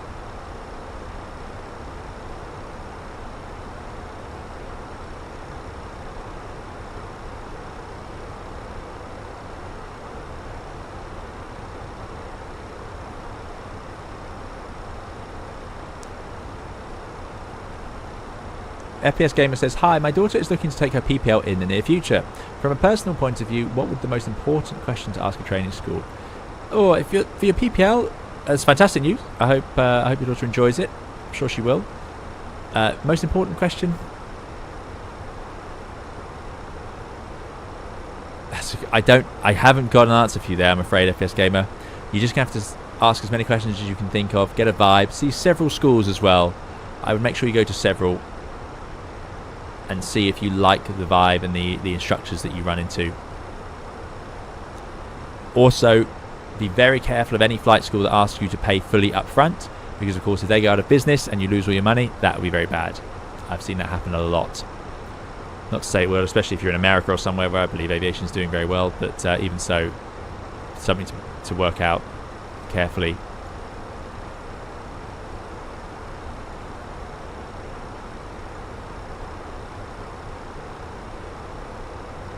Matthias has a great question. On the fly-by-wire, you can include the runway in the fix, but I tried that in the PMDG and it doesn't seem to take. Is it just a difference between Airbus and Boeing? It is indeed. So, in the Airbus, if we want to fix, I can type in the runway. So I can put an LMML 13, and it therefore centers that fix on whatever ring we draw in on the runway itself, LMML 13. In the Boeing, you can't do that. You don't type in the runway. You can put the airport, but not the runway. What you do in the Boeing is you look in your flight plan and you find whatever it's called. So here it happens to be called LMML 31. In the Boeing, it will be something like RWY 31, runway 31. That is what you actually have to type into the fix, and then it will do it. So it's fixing it on that flight plan point instead. There you go. Igloo Food's answered there perfectly. Thanks, Igloo Food.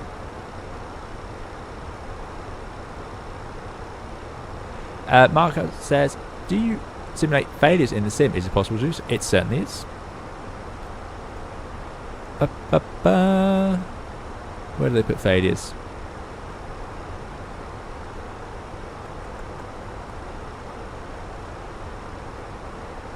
Where's the failures?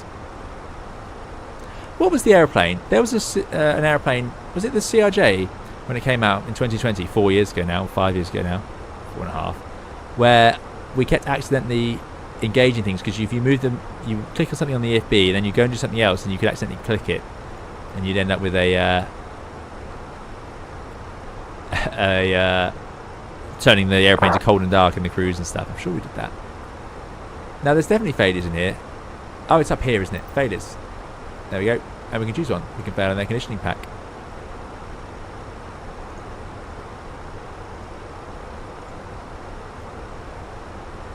So now I've given it a pack to overheat. Let's see what happens.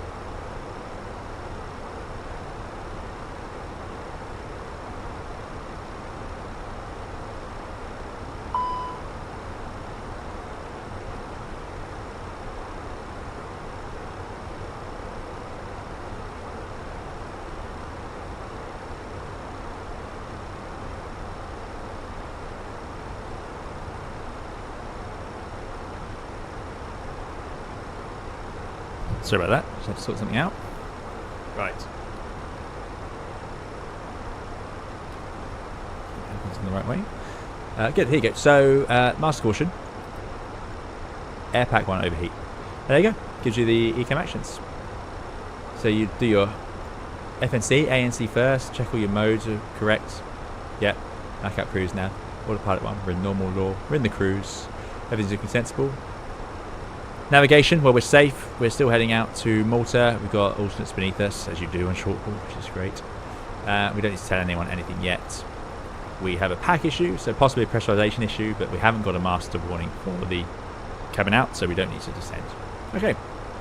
There's no OEB specific to this. There's no memory items, so we'll run through the ECAM actions. Air pack 1 overheat, pack 1 off. You turn it off. When pack overheat out, pack 1 on. Now, it would actually stay with the fault light unless the overheat had gone out. I can see here the overheat has gone out. But yeah, what actually happened is it would stay amber. But now it would, yeah, so it should stay reading fault until the overheat's gone, and then you would know, and then you would try it again. The only thing with that is, of course, oh, there you go, we've fixed it. It would, and then once that's gone, that's it. Anyway, yeah, so you can simulate failures. And I'm going to clear that. Depends on the add-on though. This is a very advanced add-on, of course.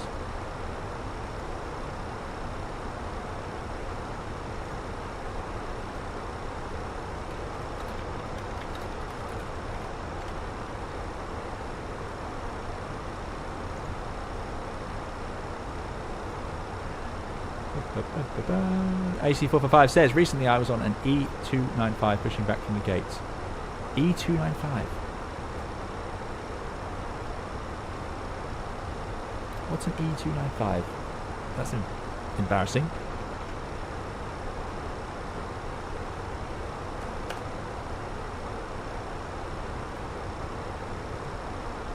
Ah. Is that the new 195?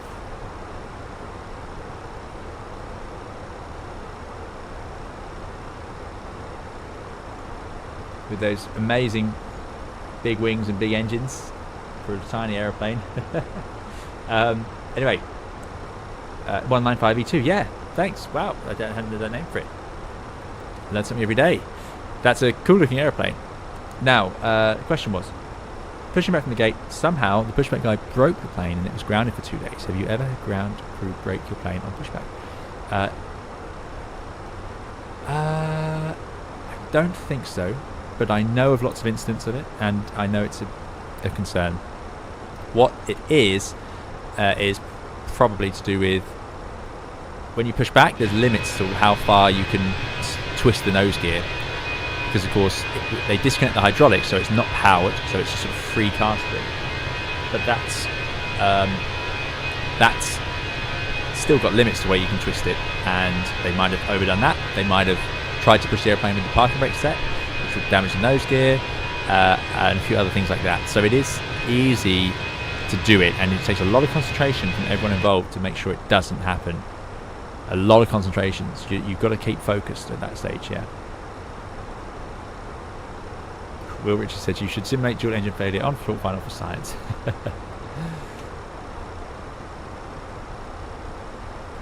Probably won't do that.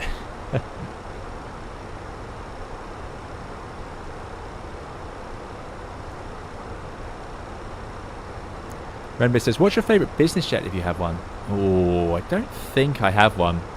I like the look of some of the G5 and maybe the Global 7000s. They look quite nice, but I don't know anything about them. I know they have some nice equipment and some high performance, but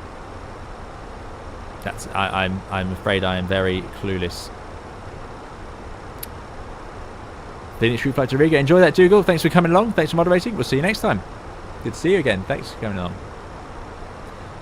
Aviation Hub says, hi, love your videos, man. Thank you very much. One question, however, is it true that Airbus changed the SOP so engine 1 is started instead of engine 2? So, Aviation Hub, I don't currently fly the A320. I now fly the 787. So I have missed out on this news. I heard the same thing. I don't know for sure right now. I will look it up before my next stream. It was quite common to start engine 1 if you were doing single engine taxi out. A lot of the American operators did that anyway, so it's a minor difference. It's one of those things where I remember this was a big topic. I can't even count the amount of times we talked about which engine to start first on the 320. Often confusion, often disagreements, and it's one of those things where, as ever, and I've said this before, in aviation, especially when it comes to sort of things like that, which you could perceive as, I don't want to say trivial, but it sort of is at the same time. Does it really matter? If it did, it would be very clear what the answer is, right? So the fact that you could start either just proves that it doesn't actually matter. But the original right way was to start engine 2, then engine 1, and now it sounds like it's engine 1, then 2. And that would have probably come about because more airlines were taxiing out on one engine on short haul. On long haul, you don't. The planes are too heavy. They won't go very far on one engine. So it just proves that there's no point getting too upset about it, because even if you're right at the time, it might well change a week later. And it does. Things change a lot in aviation. Would you fancy a flight in a Typhoon? Ascot 252 asks. Yes, my goodness, would I ever. I would. I mean, it is a true bucket list item of mine, is to have a go in a military jet. I would love to do that so much. So much. Look at all this water. Those are the E-tops. Yeah. Oh, what I'd give to go up in a Typhoon. I know there was a podcast I listened to many years ago, and it was run by somebody who loved airplanes and air shows, and the podcast was all about flying. But he was always very honest, and he was American, and the reason he set up the podcast was so that he could have a chance to go up in a fighter jet as an air show. Because his logic was, if I can make a podcast successful enough and count myself as a journalist, I can get to go into the Thunderbirds or something. And he achieved it. He got to go up in the Thunderbirds by starting a podcast, saying that made him into a journalist effectively, or press as it were, and then he managed to apply and got a seat in one. I mean, how lucky is that? How great's that? Much harder in the UK, much harder. There's just not the same scale of aviation, and there's not the same opportunities to do it.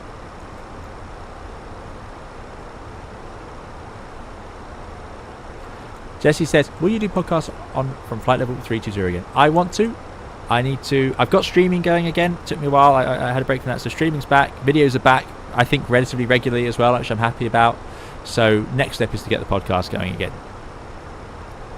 Ascot says, I've done about 100 hours backseat in a Hawk Mark 1. I mean, that's amazing. I'd love to do that. So cool. Yeah. Mickey says, can you do a single engine taxi after landing in the 787? Yes, you can. You absolutely can. And it's very good at it. Birdman says, have you done many of the RMPs at Nice, runway 22 and 04? Yes, I have. Going back to the pushback issue that AC455 had, AC455 says, yes, there was a terrible sound from the centre area right after. It was a fairly sharp turn, thinking about it. Yeah, there you go. It could well be something like that.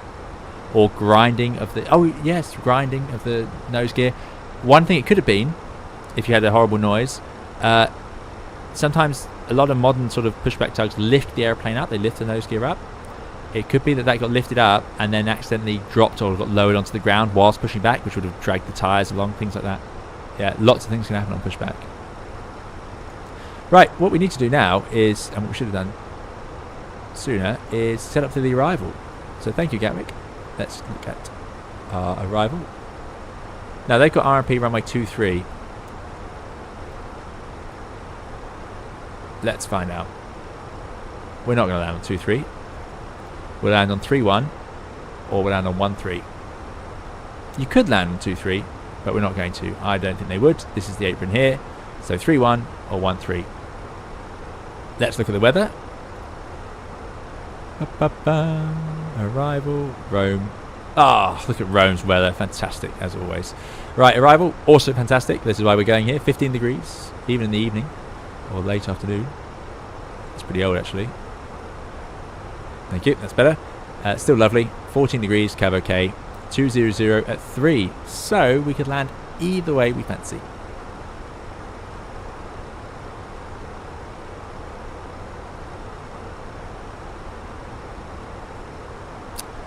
Huh.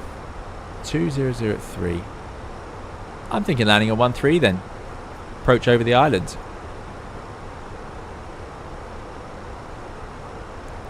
So, ILS 1-3. There's no arrivals. So let's have a look at our flight plan. Let's change the arrival over. ILS 1-3. There's no stars. We'll go via Gouda, Nola, Omba. Oh dear, this is going to be a tricky one.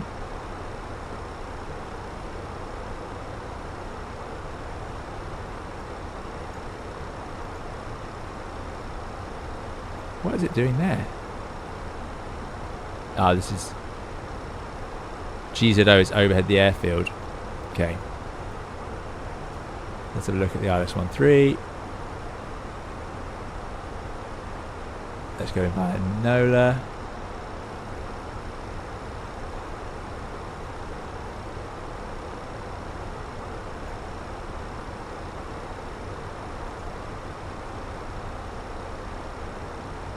Insert.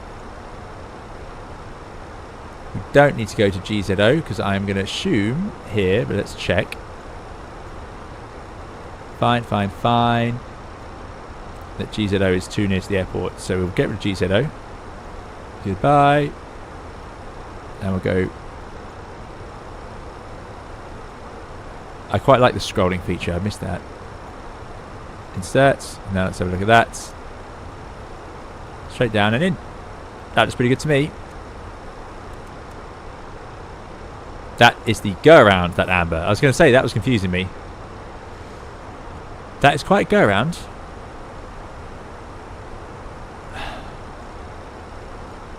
Nope, that's the... What is that? What's going on here?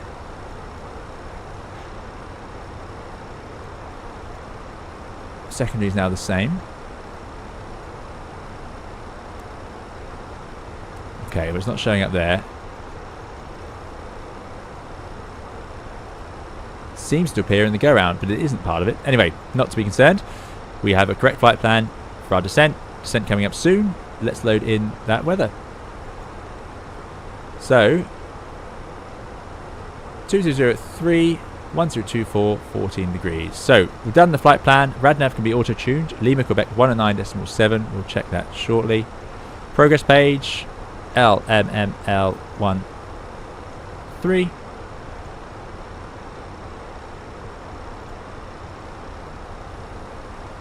Degrees does sound nice about now, indeed. Ascot says, I was a backseat engineer on the Red Arrows when I was younger. That's awesome. When you said Mark 1 Hawk, I was thinking Red Arrows. Yeah, that's so cool.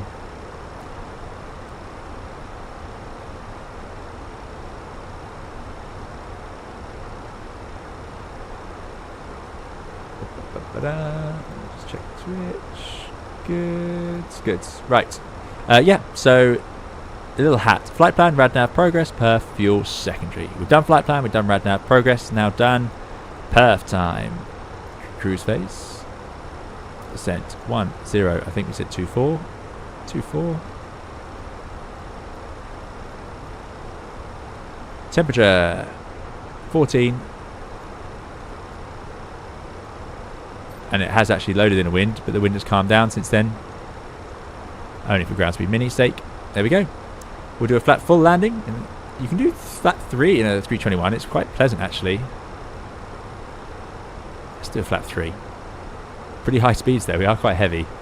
So we'll go... That's a long runway. I mean... How long is it? 350. We'll go full. Auto brake low. Do we have landing perf? We do, don't we, in here? 13. It's dry runway. METAR.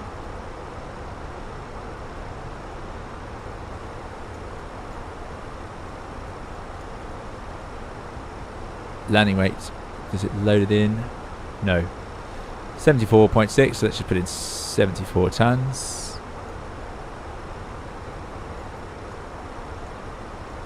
Low water brake. Idle no reverse. Water thrust on. Flat 3. Pretty long at 3 with low auto brake. Gotta say. No, that works. No, let's prove it. Let's do a flat 3. Let's see how it is. That's what I would do. I like the 321's flat 3. Auto brake 3. Low. Plenty of room on the landing distance. And we'll go back to our charts. Nice that we don't have to worry about the star chart. We go straight in. Landing. Minima 455. I'm using the full glide slope. Not 45, 455.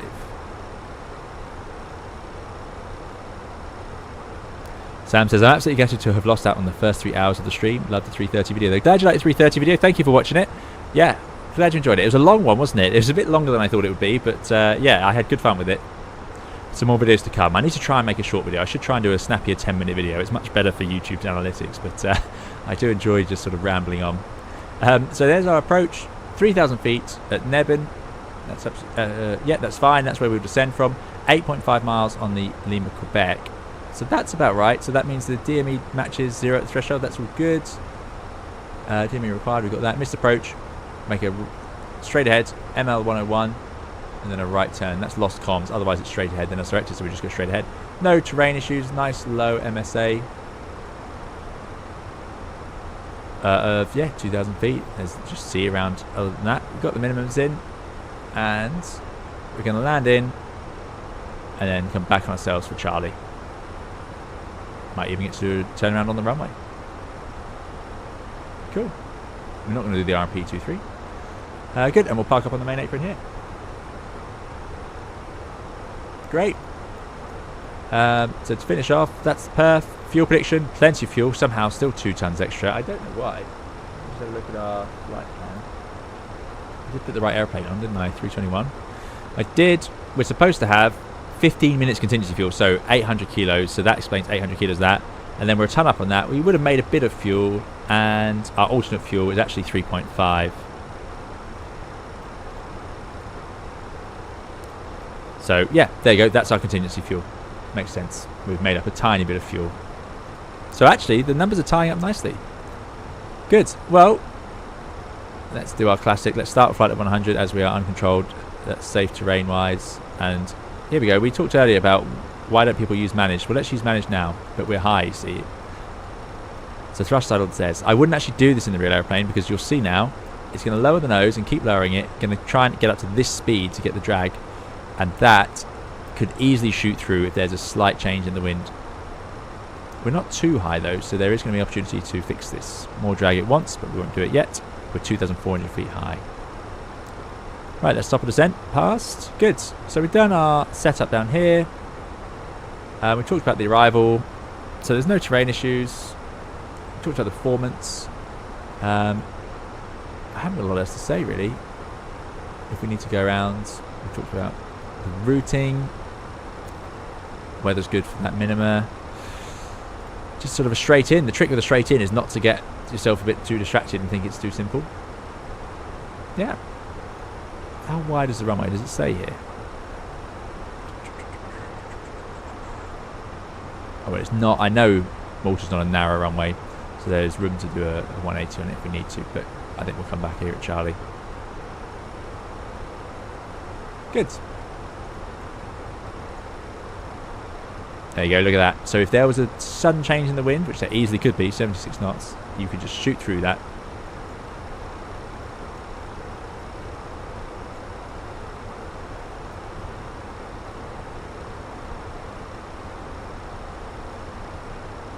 Indeed, I have done the Blue Great Sail round bit. Yeah. Sab says, any chance we can get the A300 600 back on stream? Yes, I can do that. We can have that. I've got the Anybuilds one. I bought the A300 600. Do I get the 2024 version included for that?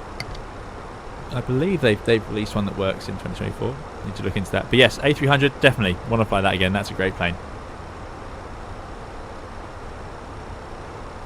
You can use DH instead of altitude on the approach for minimums if you have if you're using low vids. It's not used for Cat 1, things like we're doing here. Barkster says, can you do an in-depth short video on approaches, please? I can do an in-depth video or I can do a short video, but I probably won't manage both. Sam says, it's really nice to listen to you geek out on some details. I'm glad. I'm glad.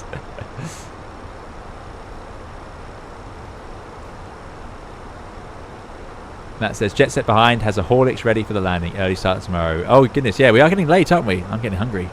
I need to go and have dinner. Straight in approach helping us here. Another thing about being high is that you get to fly the descent a bit faster, assuming air traffic control haven't told you otherwise. But we need to fly faster to make up the drag. It's doing a good job now. Now we're in managed descent and we're only a little bit high. Like I said, it is actually going to be able to make it up.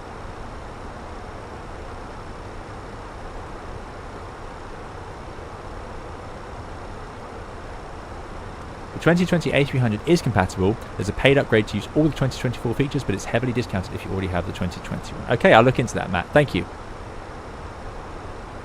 Here's another question for you all, and I'm going to put it as a...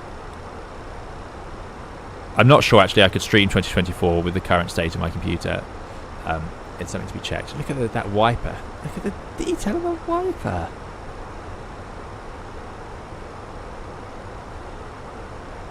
It's a pretty bad wiper. That's a little bit more worn than I like to see them, but that is just amazing. Do you as a chat mind if I always set it to daytime?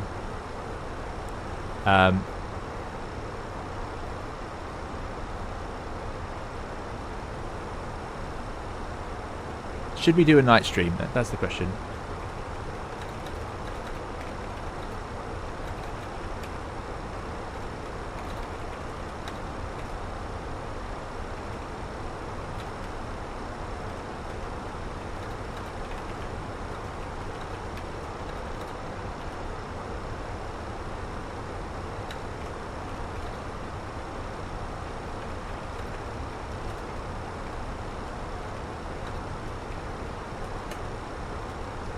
I never do it because I don't think it looks very good on the stream. How do I make it posted as a poll?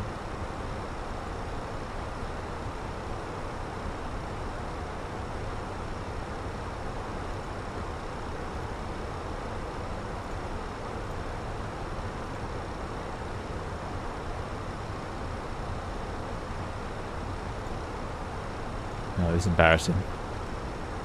How am I not managing to do this? There we go.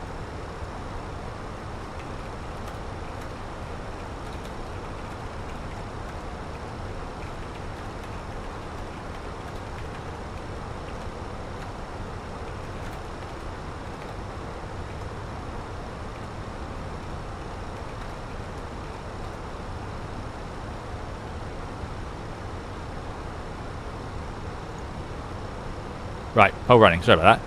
That's way harder than I imagined it would be. Okay, it's gone into speed mode because we've actually got below the profile now. So it's going to apply a bit of thrust to keep us on the 310 knot speed, or keep us in band. Looking good though. I think we can put in our 3000s and set the QNH. 102. We said 1024, didn't we? Yeah, 1024. Great. Oh wow, well that's a resounding yes. Brilliant. Because I don't do much night streaming because I don't think it looks very good on the simulator, but I thought today we were going somewhere sunny, so I thought, well, we'll do it in the daylight. I wanted to show off this livery, but night flying is a big part of the job, and it's something I really like to do. We'll be good in 2024 as well. I'll test out if their new lighting's as good as they say. Lots of yes, absolutely. Bugs 2, you're not too late. Patrick says, does raising the spoilers increase the stall speed? Great question. It will increase the VLS. It shouldn't particularly raise the stalled speed because that's based on an angle of attack, but it will affect it.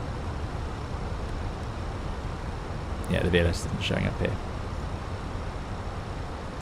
Matthias says, I like night takeoffs and landings, but night cruise is boring. Yes, that's fair. I think on the next long haul there will be night involved. 84.5. Yes, that's true. Patrick says, I would love a night stream, but most streams should be daytime as they are currently. Interesting. Ascot says, now you fly long haul, what do you find better for your home life, long haul or short haul? We talked about this a bit earlier, so I won't go too far into it now. We'll talk about it next stream though. Definitely come and ask next stream. It's tricky. It's tricky. Nights away from home, yeah, it's also tricky. Paul Corn says night would be interesting.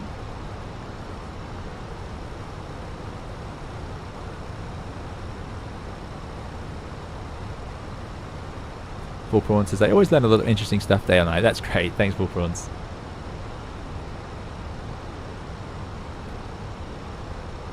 '67 driver says, good evening. Are you on the new NVIDIA driver? I'm not. I need to update my driver. I did update it not too long ago. Live weather for the win. Always live weather. I do always do live weather, to be fair. Night lighting in FS 2024 is stunning, especially in large cities like LA. Yeah, we should do like a night flight in America. That'd be cool.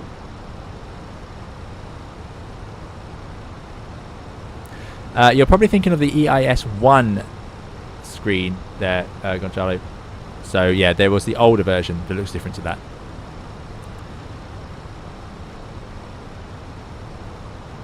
It's called EIS-1. It was the original style on the CRT screens. Sam says, it would be nice to have a 350 flight into the night. Yes, that would be cool. Maybe we'll do that in the INI builds. Lauren B says, my drivers are also always out of date. Yeah. Well, I get nervous because I know that drivers get updated for the new games, and then I get worried that they're going to mess up the old games like this. So I don't. Once I know it's working, I tend not to fiddle with it. But then obviously Microsoft Flight Simulator does update itself quite a lot. AC455 says, do you think you'll ever make an appearance in the X-Plane 12 to fly the likes of 757 or 340 again? I will, and I've been thinking about this lately a lot. I need to do a lot of work to set it up though, a lot of work. But I would love to fly that 340 or the 75 again. But I am looking forward to the Bluebird in this. Ah, yes, thoughts on the accident at DC Airport. Well, I said earlier, I don't have any answers. No one's going to have any answers today. Any YouTube channel that's trying, it doesn't know yet. there's not much information out there about it, but it raises some things that we've seen before, and I've been already been asked outside of streaming, how do they not see the helicopter? And I'll say it again, at night, especially with the backdrop, if you're descending into an airport and there's an aircraft in front of you, especially a small helicopter, think of the lights of the helicopter against the night lights of the city behind it. If you're above looking down on it, it's not going to stand out very well. It just isn't. The 787 and the 73 MAX have fantastic lights, and business jets do as well. Big, bright, modern LEDs, but the airplanes we're talking about here probably, I don't think they would have done. There's speed, 10,000 feet, put the LS on, put the passenger signs on, and we'll put the landing lights on. So, you know, the fact that it's possible to not see an aircraft like that is one thing. Secondly, flying an approach like this straight in, it would be more obvious if something's in front of you, right, or crossing in front of you, because you're looking at the runway and it's coming this. But they were flying a curved sort of, I don't know if it was a visual approach, but it had a curve in it, didn't it? So they would have been looking around the corner, and this helicopter was also coming across from a different angle. Now, if I was flying to an, you know, in this turning to the left here, I've got a big pillar here for one thing. Secondly, obviously, as we said, nighttime. Thirdly, looking out at the runway, focusing on flying a challenging curved approach late at night in the dark. There's a lot of things going on there. I don't know if any of these are real factors that related to it, but you know, these are some things so far. In 30 days, they'll publish a report, the NTSB. There you go. So that's where the answers will come.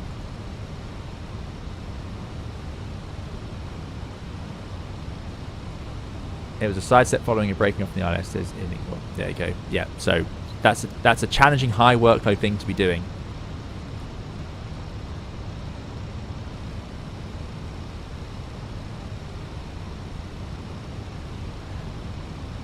Another question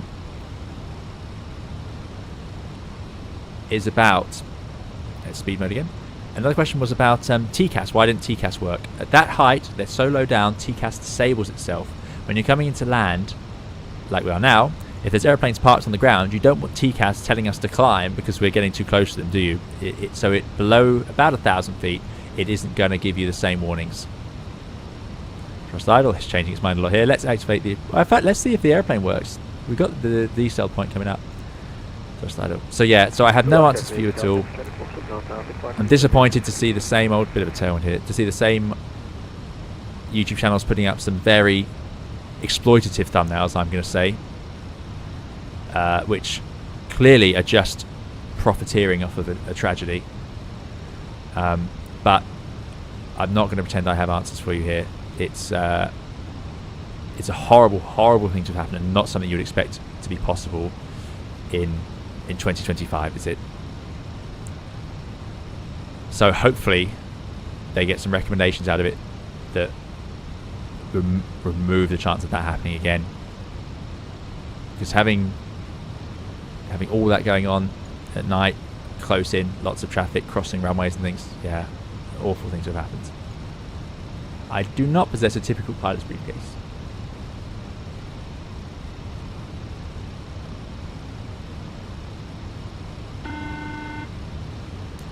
Right, that's the approach I've activated, but we're too fast now, so speed brake's coming out. We can't even get flat 1 out at 17.6 miles. So speed brakes are out. Oh, I need to start the replay.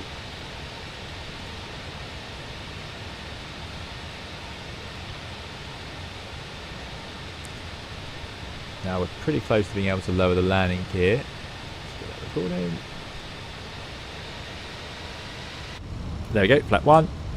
So the VLS moving up is very accurate. I like that. That's very good. And we can run the approach checklists. Ooh, we're talking a bit too long there. Barra F is on 1024. Radar should come alive at 2.5. We'll check that shortly. Speed brakes away, and we'll go flat 2. Flaps 2. That will get the drag outs. Seatbelts are on. Minimums, we've got 455. Auto brake is low. We're doing our flat 3 landing. Engine mode selector is normal. That's the approach checklist complete. Auto traffic, jet set 244. Final approach to land, runway 13, 13 miles.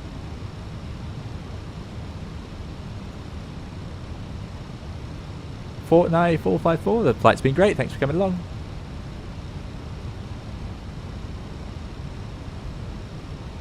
Lowering the gear multiple miles from the airport is so that you can stabilise the airplane, get the speed, the drag, and make sure that everything's going to work properly. Of course, you don't want to put the gear down too late and find out it doesn't. Typically 4, 5, 6 miles, somewhere around there. A bit further, 6 miles on a long haul airplane, down to sort of 4 miles on a short haul. Malta traffic, jet set 27 Mike Alpha, ILS 13, 20 miles, number 2. What do you think of London City looking to certify 320 NEO operations? Why not? I'll be impressed, but why not? Crosswind now, so that's good.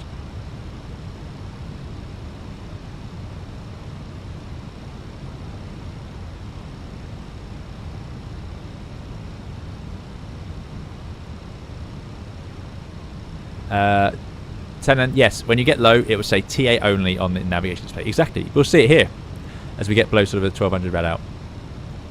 Right. What we do need to do, we've got below the profile. There's out. We're at our platform. But Nebud is the start of the ILS, so let's arm the approach because pretty quickly lock glide slope. And we have 3,000 feet for the go-arounds, which is correct. 2,500. 2,500. There's terrain beneath us. It is quite hilly actually, Malta. You can see it out there. Oh, it's such a beautiful place to fly into. And if you go at the right time of year, these towns are all lit up with fireworks and fairy lights. It's stunning. It's absolutely beautiful. That festival they do. So cool. Right, 180 knots, 7.4 miles, a little bit fast. So, like I say, a little bit earlier out, we're going to drop the gear now.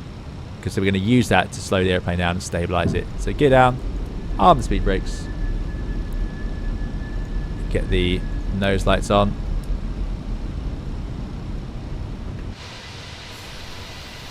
Yeah, the wing flexing is a little bit intense on the Fenix right now.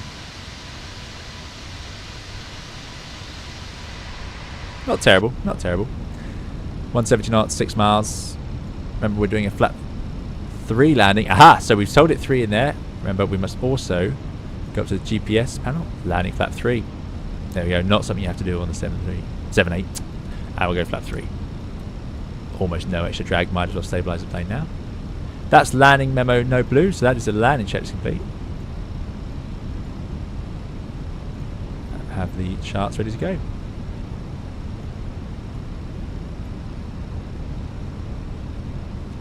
The nose light goes to taxi for landing because the other setting is takeoff.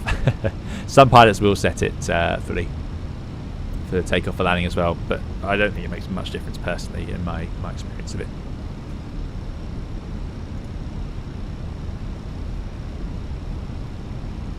Malta traffic, jet set 27 Mike Alpha, ILS 13, 10 miles. Lowering the landing gear at 4 miles and a 319. Look at Lewis Hamilton over here. Yeah, it's possible, but 319s perhaps need it a bit earlier because of their lack of drag. So that's 1,000. We're stable, and here we go. TA only. Traffic alerts only. The resolution advisories will not come now, and that's where obviously they were down at 200 feet, 300 feet, 400 feet. So they were in this region where it just won't do anything now.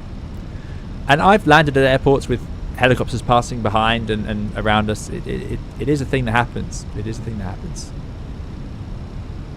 But you need to be very aware of where they are. And like I say, we talked already about night and lighting and so on. Scenery looking fantastic out here. Right, autopilot off. Oh, just let it not freeze. So, let's try and remember how to land an Airbus. 30, flare, idle before touchdown. Looking out to the end of the runway.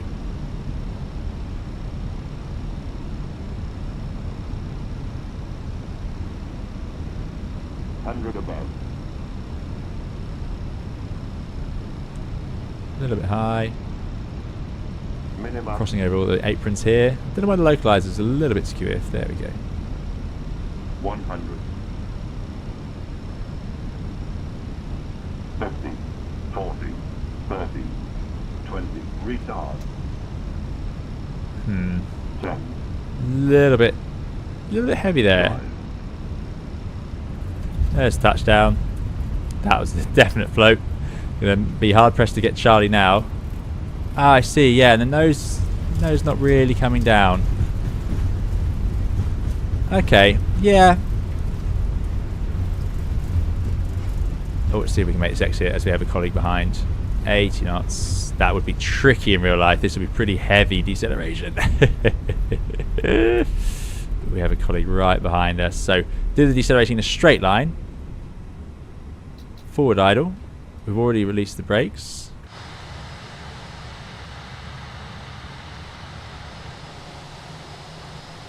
Pretty tight turn, and welcome to Malta. Yeah, so flare was a bit heavier than I was expecting, so then I pulled a bit too much, and that gave us a pretty good float there, right to the end of the touchdown zone. That would lead to some pretty toasty brakes, I can tell you that, doing a flap 3 and then having to take over.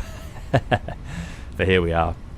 Yeah, so I can see what you mean. Also, a touchdown, flap 3, low auto brake. The auto brakes did engage, so I would expect the nose to actually come down on its own. It didn't. It sort of stayed up there. So yeah, a little bit funny that. A little bit funny. Right, let's go to the runway so our colleague can do it. Yeah, perhaps. So I perhaps flared it slightly earlier than it wanted to, and then as we got lower to the ground, it just sort of floated along. I need to do some more flying with it really to pass a full judgment. Still fun to land an Airbus after all this time. And just look how stunning the thing is. Look at those wings. Oh, it's just amazing. Can't get over it.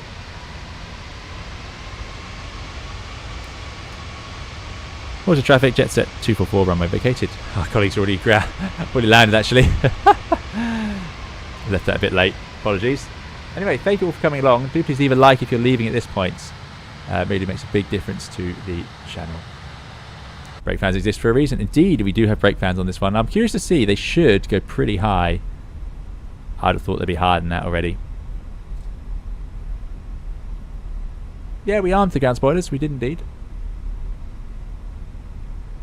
No, I don't have the airport, but there's stunning scenery on the area.